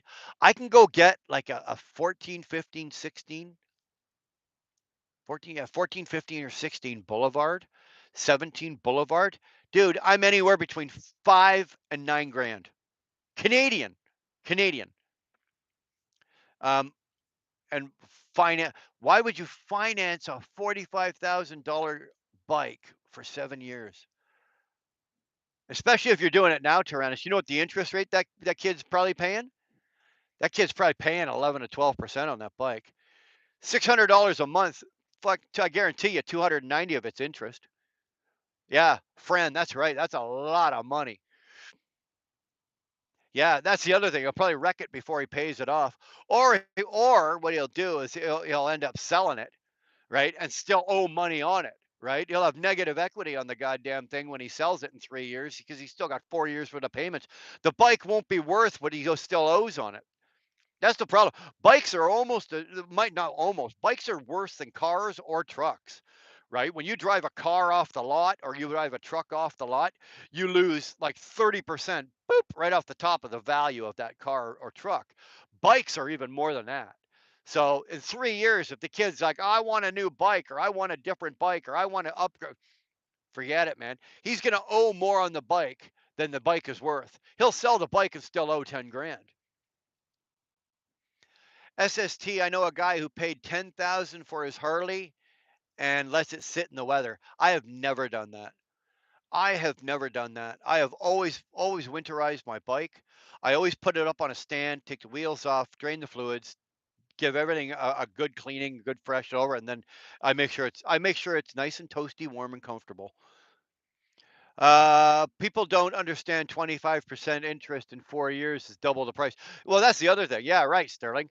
By the time that kid pays a $45,000 bike off in 7 years, he's bought it twice, minimum, minimum. Freightliner all day long. Yeah, get to keep most of your money. That's the way I feel about it. And dude, trust me, I know what I'm talking about because I've owned I've owned this Freightliner. I've owned a W9. I've had a 386 Pete. I've had a T800 Kenworth.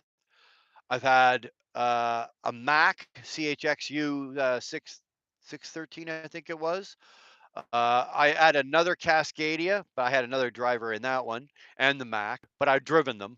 I own those, so. I've had the Volvo. Yeah, I had the 14 Volvo. Um, Pound for pound, dollar for dollar. You know what? You don't believe me? Go ask Spectre. Now Spectre didn't buy the Cascadia, but he went out and got himself two very, very, very, very nice Western Stars that are on the Cascadia platform. And although I haven't spoke to him about it lately, when he was talking about buying them up front at first, we were talking about it, and I was throwing the numbers at him, and we were talking money and value and miles per gallon, and aerodynamics and all that shit. We were talking about it. I know that he bought them, and I do know that he's doing at that time a couple of well, it's been a couple of months since I talked to him about it. The trucks were doing well. Um, Spectre went from a long nose, I think, Western Star to a short nose aerodynamic Western Star, and from what I understand, he's probably killing it with those trucks. Nothing like a group of friends, biking, biked and long rides. Yeah, I do. That's something I really do miss. I do miss. More important part is he invented how he can be instant poor. Apparently, yeah, exactly. Bedroll and stars. You know what, Spectre? I got no problem with that. I honestly, I got no problem with that. You want to roll up something like that and put something like that together? I got no issue with that whatsoever. I will sleep outside, look at stars in a bedroll. Freightliner is a decent fleet truck built more for corporate convenience. Not really. Not really. I'm gonna say no, not really, because you can get a Cascadia with an owner operator package. When you think of a fleet truck, a Cascadia for a fleet truck, when you're thinking of like Swift, Warner, Schneider, all, you're getting a plain rubber mat all the way through, no fridge, no inverter, no this, no that. Like if you look at my truck, it's spec'd for the owner operator, right? It's comfortable. I got the cushioned floor, insulated floor. I've got the carpet. I've got, this one here has the all the whole big package to go. The only package that I don't have, the only thing I don't have that you can get in an owner operator spec package is I don't have the bigger fridge. You can actually get a bigger fridge than this, but you can spec out a Freightliner so that it's comfortable. Right already. Looking to buy or lease another one. Need two trucks out here. No, you don't. Fran, never, ever, ever, ever. Spectre, if you're in here, back me up. You never own two trucks, Fran. Never two. You own one, or you own three, or you own five. Five. You never own two, and I'll tell you why.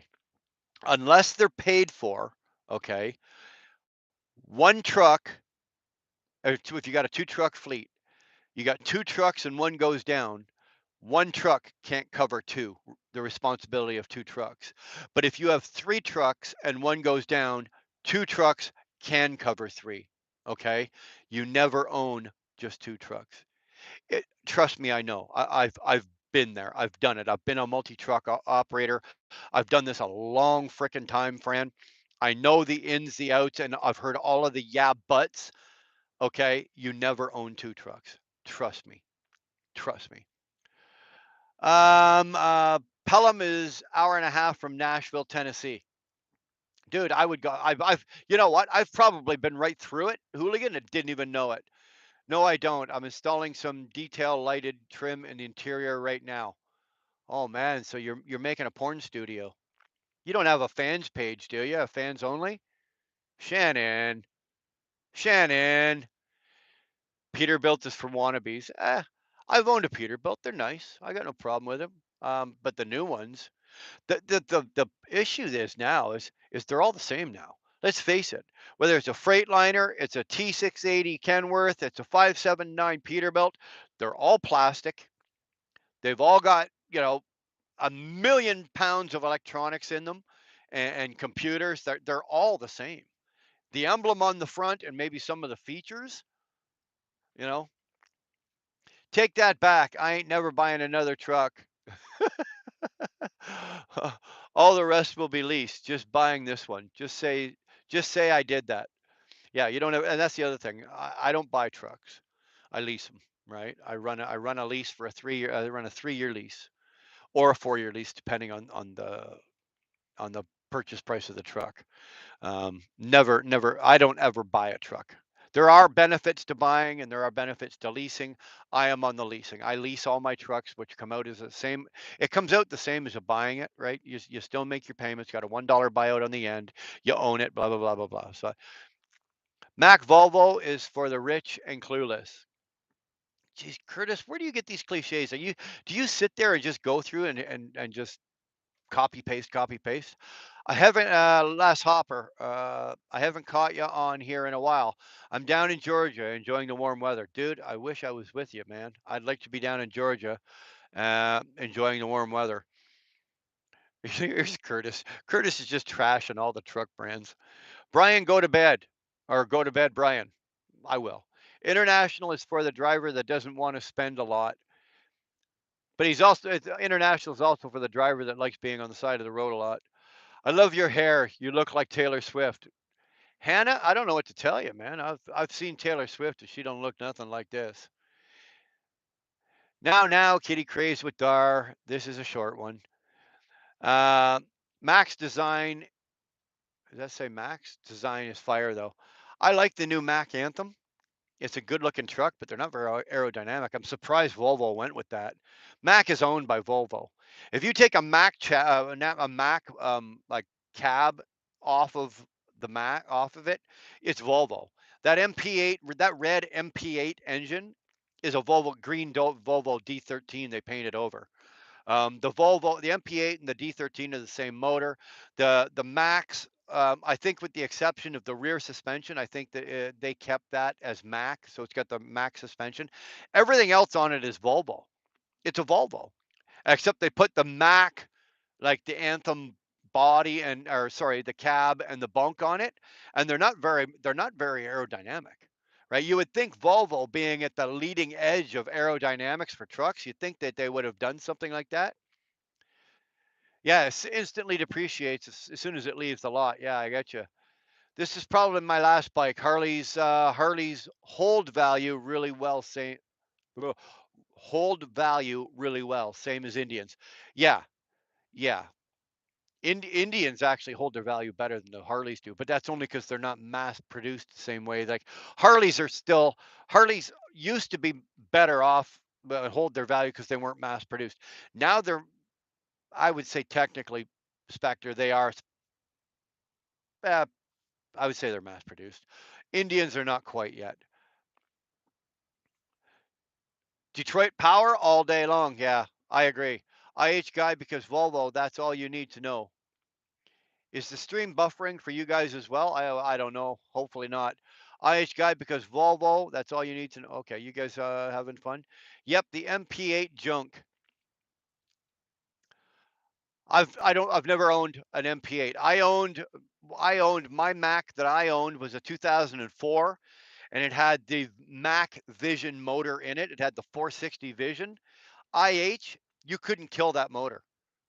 You could drop a grenade down the pipes, or drop a grenade on the block, but you couldn't kill that motor. That motor would run forever and pull. Jesus, Jesus, it only had a 13 speed on it, but let me tell you, man, that 13 speed, that Max Vision 460 motor, bulletproof. Bulletproof. I went from a long nose 389 to a Cascadia and I love it. No, what you're loving, Les, is the fuel mileage. That's what you're loving. My Cascadia is a 2015, 1 million miles, still getting 7 to 8.5 miles per gallon all day long. Now, and Spectre, like we went through it, like the each mile per gallon and what when because when you were buying those Western Stars, what you were going to gain from the long nose, and it's just like night and day, right? Like if you got a truck that's getting 6 miles per gallon, and now you bump up to a truck that's getting 7.5 to or 8.5 miles per gallon, you're into the thousands of dollars a month in savings in fuel. Like we're not talking a couple $100. If it was a couple $100, dude, I'd have a W9L on in this thing right now, and if that's all I was gonna get. But I'm telling you right now, you're into thousands of dollars for the savings. Well, I'd rather have thousands of dollars in my pocket than blowing it up the stack.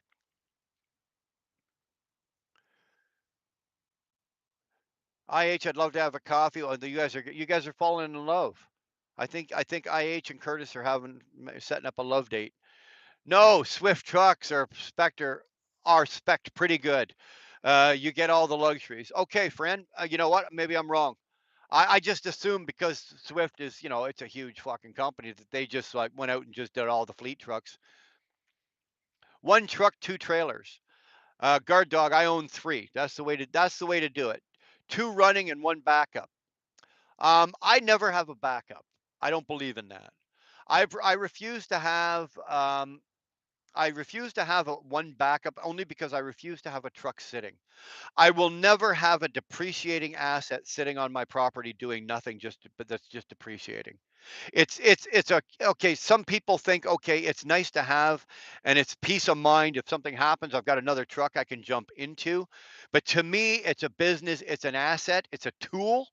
I won't have a tool that's sitting there costing me money because if it's depreciating, that's costing me money. Even if it's paid for, it's still costing me money.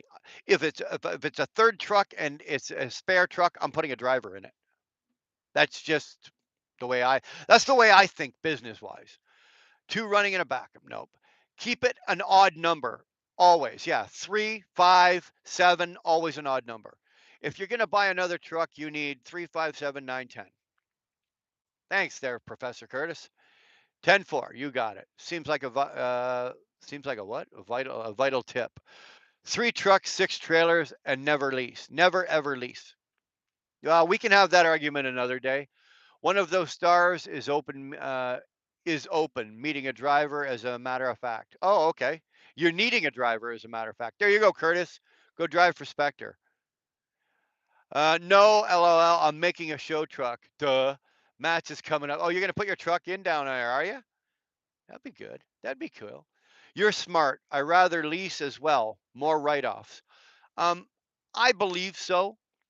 I believe so. There is the argument for the people that own, and your depreciation and when you own and you're financing that way.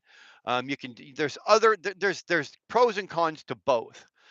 I myself have always got the best benefit from working the lease side. Okay. Um, Especially being a corporation, I'm an incorporated business, so I can really get into a lot of the benefits with the lease, and that's why I do it. If other guys do it the other way, I don't begrudge them. Do whatever way you want. This is just what works for me. That's all. That's all. My voice is starting to go, so I gotta end this soon. Brian looks like Taylor Swift lost a fight with a yak. That was a good looking yak. Gotcha, Shannon. I don't know if it's different in Canada or not. The MP8 is junk. Our internationals have the A26. They are more reliable. I would believe it. But the funny thing is, IH, how can the MP8 be junk if the D13 is not a bad motor? Right? Because let's face it, the block is the same. Pretty much everything is the same on it, right? I think with the MP8 with the Max, all they did is they moved the coolant reservoir up top. They moved a couple things around, but it isn't it like basically nut and bolt the same motor as the MP8?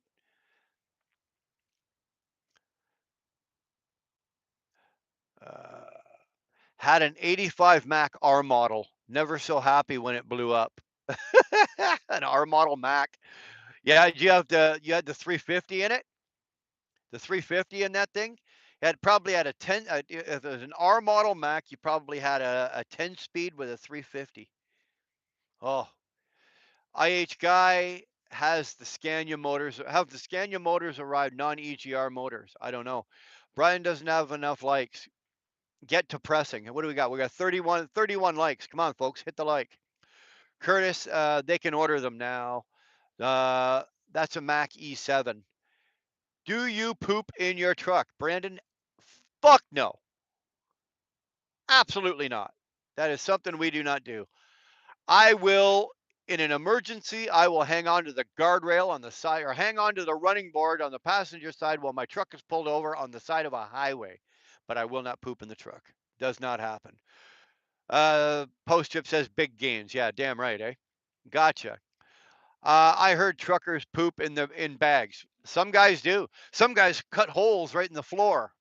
No, we do not. I do not do that. We all poop in bags. No, we don't. No, we don't. Sterling, if you poop in a bag, that's good for you, but I don't do it. I save 1,300 a week making the switch on fuel. That's just your fuel, right? 1,300 a week. Dude, you're welcome. I should have fucking worked a fucking like a 5% mob style kickback into that advice. Yeah, get the fucking Western Stars. Brandon, it's the new drivers that lack etiquette. Oh, don't get me wrong. I don't have etiquette. There's traffic going by, and if I've got like my guts roll and I've got the runs or something's going on and I got to get out, I got no etiquette. But I'm not pooping in my truck. Sorry. I've heard it's not the same in trucking versus old days before ELD. Is that true? It is absolutely true. Absolutely true. 100% true. This goddamn ELD is the worst thing in the world. It is stressed. It has got us stressed out. We suffer more anxiety. Less. We get less sleep. I get way less sleep than I ever did running paper. Um, it's the overregulation. It's horrible. It's horrible. The ELD is absolutely. It's like we already run around with one hand tied behind our backs. We threw this ELD at us. It's like tying both hands behind our back and telling us to go into a fucking barroom brawl and say, "Here you go." No, they all go out on these trucks today. Trucking has totally changed. No cowboys. Those days are gone. The days of running down the highway at 80 miles an hour with your hair on fire, done. Brandon, it's not the same, but you can still run hard with an ELD. Well, you can. Like I said, last Friday or past Friday here, I did 840 miles on an ELD. Don't kid yourself. I all of a, but I had to use a combination of U.S. and Canadian logbook rules to do it. I can't drive for the post trip. I've shown my titties too much on James' stream. Well, yeah, well that's your problem. Truckers Education Network. There's the dancing the what are we gonna call you, Jeff? The dancing pajama bridge guy. I don't know. I appreciate you doing that. That was that absolutely made my day, Jeff. Again, thanks for that. That was cool. Make sure you do collect from Shannon. I will actually I will figure I've been trying to figure out the Canadian. I can't email you the money and I can't pay not I can PayPal you, Jeff. If you got a PayPal, I'll send you your $50 by PayPal. But I don't have we don't have uh, what do you call that? Jesus, I'm drawing a blank. Cash apps. We don't have cash apps in Canada, so I've got about a couple $1,000s in stamps here. I was just gonna mail you every week. I was gonna mail you a nickel. We don't have pennies in Canada. I'd send you it to you in pennies, but I was thinking of nickels. But you figure out a way. You figure out a way, Jeff, for me to get it to you, and I'll be happy to get it to you, brother. That made my that's the best $50 I've ever spent. The MP8 is a Volvo. Yeah, I know, but I'm just trying to figure out why you're saying like the MP8 is garbage. Um, but I thought like from the research that I've done as of lately, the 22, 23, yeah, the 22, 23, 24 Volvo D13 motors. Those things are good platforms.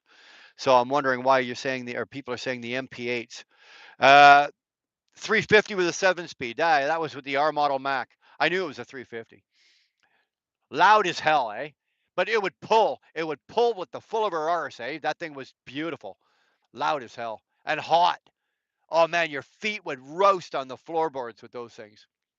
Only driven older Mac Peterbilts and Kenworth. I hate the Kenworth. Sterling made it home, ladies and gentlemen. He's safe and sound. He's going in the house now to make me some dinner. Hit the three dots in the top right and hit the like button on the phone. Thank you, ladies and gentlemen. Hassan Pfeffer, I appreciate that. Do that. Sterling, good to know, man. Glad you made it home. Sterling Will, do you remember the chicken hauler days? Chicken hauler days. I've never pulled anything like that.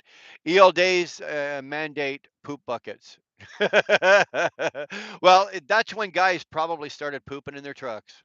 I don't, but that's probably when they started. When the ELDs came in, that would be a prime reason to do it because let's face it, from the time that thing goes ding and until the time you end your day, basically it's a clock ticking down. So your entire day you're racing a clock. Now don't get me wrong, when we had paper logbooks, technically you were still racing a clock, but you had a little leeway. You know what I'm talking about. You had a little leeway. This here, there's no leeway, right? Once it starts, it starts. You got to get all you can get done before those red lines start showing up. And it's stressful. You know, you got guys that are racing, you're racing a clock now. Back then, I didn't have to worry about that because if I lost 30 minutes here or 45 minutes there, I could make it up. I could shuffle and move some shit. I could do that with paper. But I was never tired. Never in my driving career until e-logs came in have I ever been tired as I am like nowadays because of these e-logs.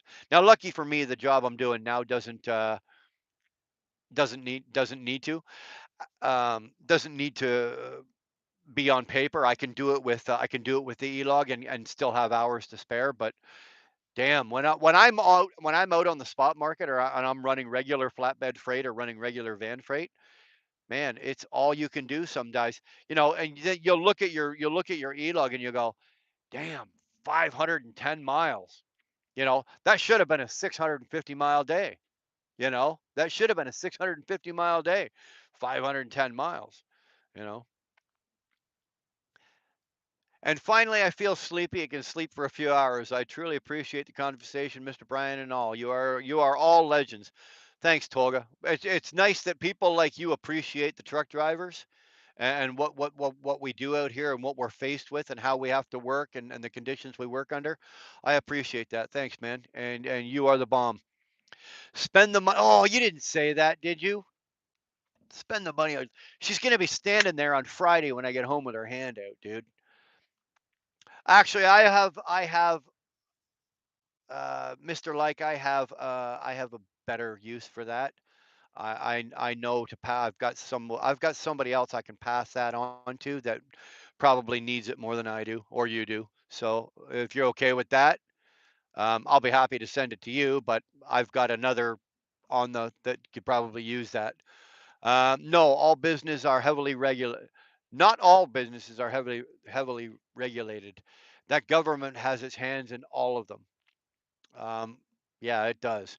And unfortunately, with governments, there's usually one at the top, and it all rolls down. Unfortunately, you know how it works. Fran, I guess I meant more scrutinized. Yeah. Tolga, have a good night, brother. Thanks for popping in. Post trip. Must drive 13 speed company driver starts at 65 cents a mile. All miles, clean record require minimum 2 years and a drug test. You forgot to put that in there. You must pass a drug test.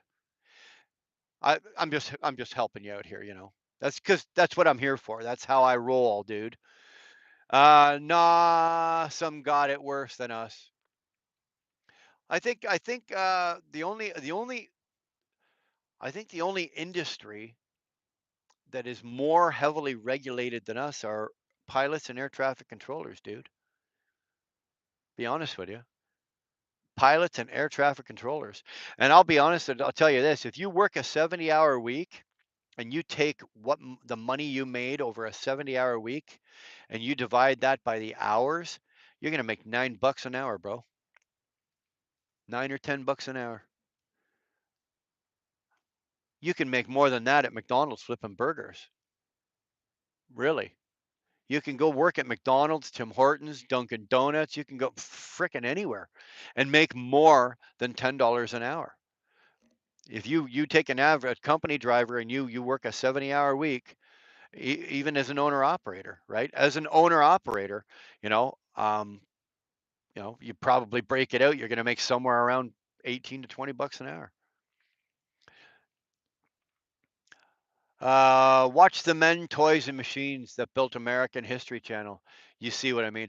I don't watch History Channel. I don't watch TV.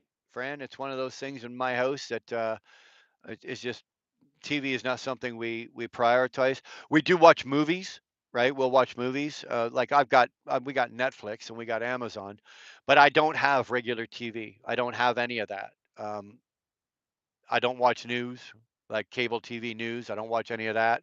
I don't believe in it. Um, if I want real good bullshit, I'll come on here and talk to you guys. I don't need the media lying to me. All this talk about pooping, and now I got to go poop. Anybody have a trash bag? Nope. I got it, but you ain't getting it. Brian, have you heard anything from that driver who lost his truck in that freak fire? No, I have not. Unfortunately, I have not. I don't need it. I sent the driver a cash app for the food the other day from your live. I appreciate that, Jeff. That was very gracious of you. That was great. Um, I'm going to forward that 50 as well. Like I said, if you're all good with it, um, or unless you got another use for it, I'll be happy to donate it to wherever. I don't need $50 that bad, but a deal is a deal, and I you came up big, so a deal is a deal. I'll put that money wherever you tell me to put it. I'll send your bonus. I'll send your bonus. Trudeau will let you have. Yeah, I doubt Trudeau will let you have it. Yeah, Trudeau won't let me have it. He's got his grubby little fingers into it. Bus driver even got it bad that can't work all day either. Some are even capped.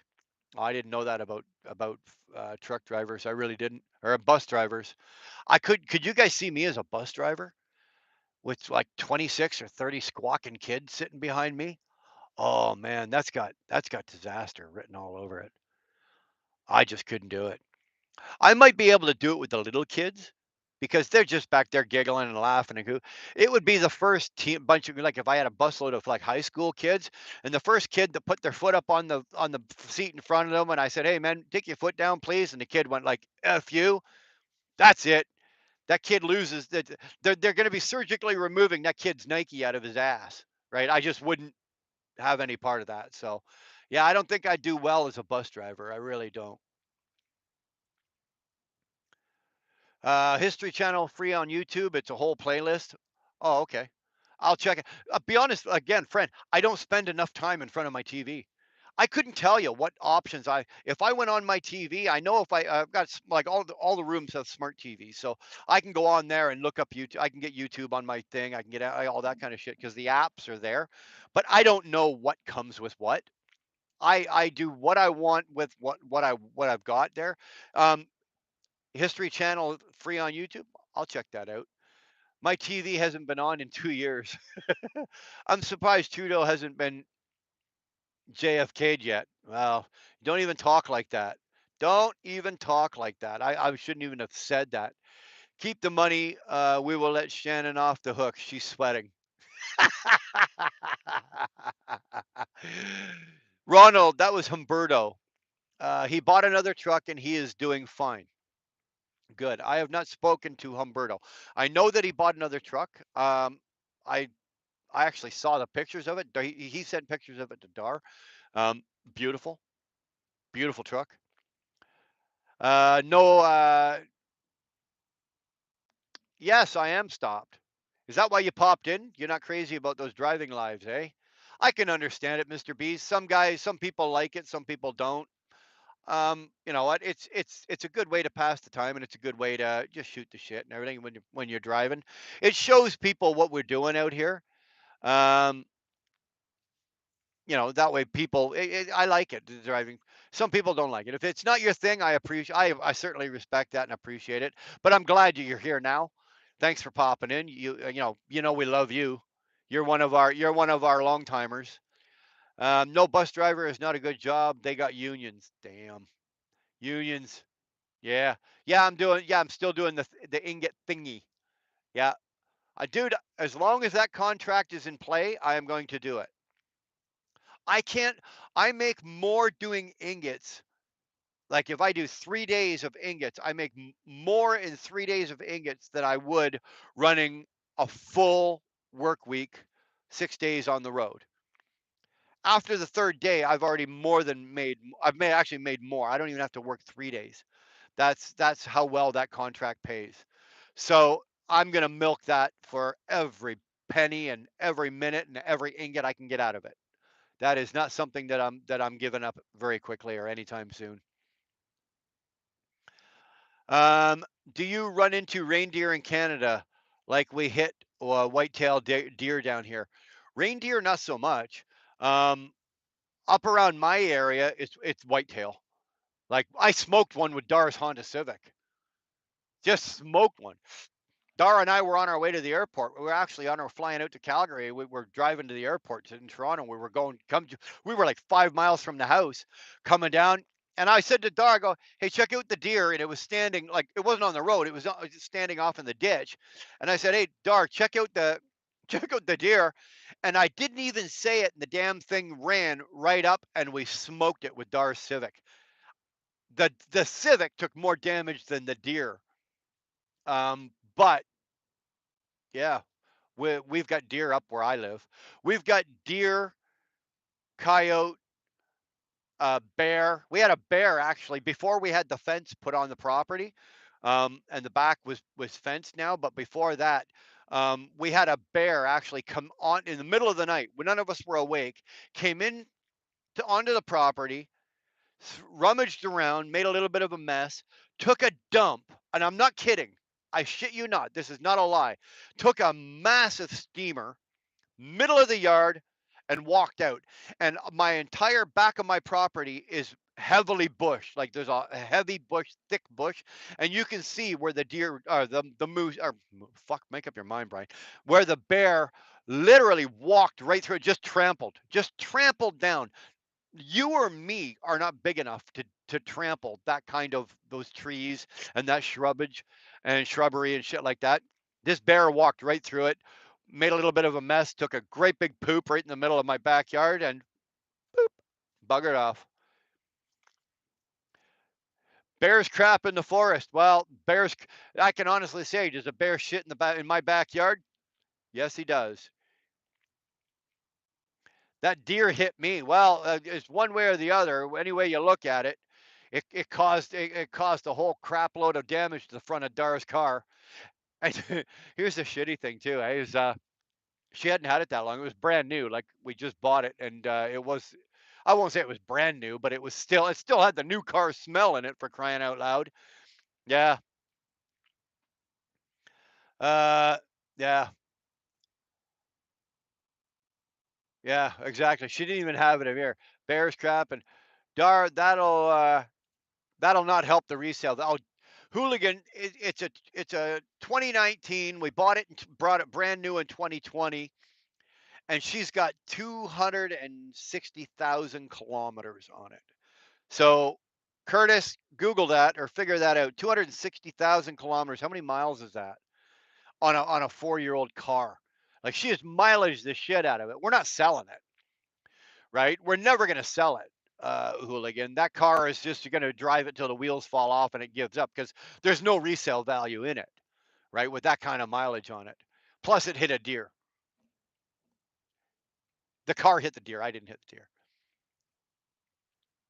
Didn't you have a tornado in the backyard too? Yeah, we had a tornado, removed the roof, took all the patio furniture. Yeah, we've had a really good, we've had a good luck at this house.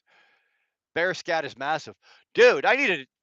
it wasn't just a little, oh, you don't go out there with a poo bag, right? Like you're picking up your dog, shovel, shovel over the fence, shovel over the fence. Yeah, it was quite the. I was actually amazed. I was amazed. I couldn't believe it, but sure as shit. 161,000 miles. Thanks, Dirty. Thanks, Curdy. 161,000 miles on a 3.5-year-old car. I was told from unnamed source Brian makes 800,000 and a hand job Canadian pesos. $800? $800 and a hand job Canadian pesos. No, those loads pay more than 800 bucks, buddy.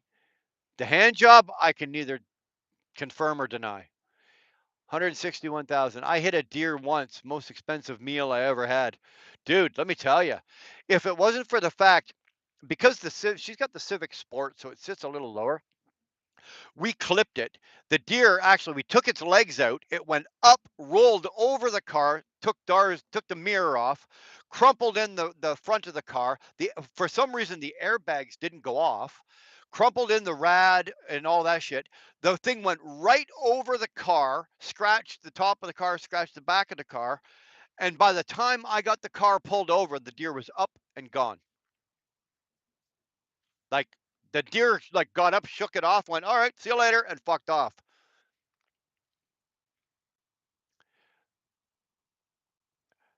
You can still get a minimum of 12.5 because it's a Honda Civic and a newer model. Yeah, but it was in it you got to report because the damage was done by fixed by insurance. That means the car report it's going to show up, so nobody's going to take that. Honda will run forever. I would mount antlers on the grill of the car. Yeah, that's the good thing, right? Hondas do. They just go forever. Like the wheels will fall off before the motor will give up.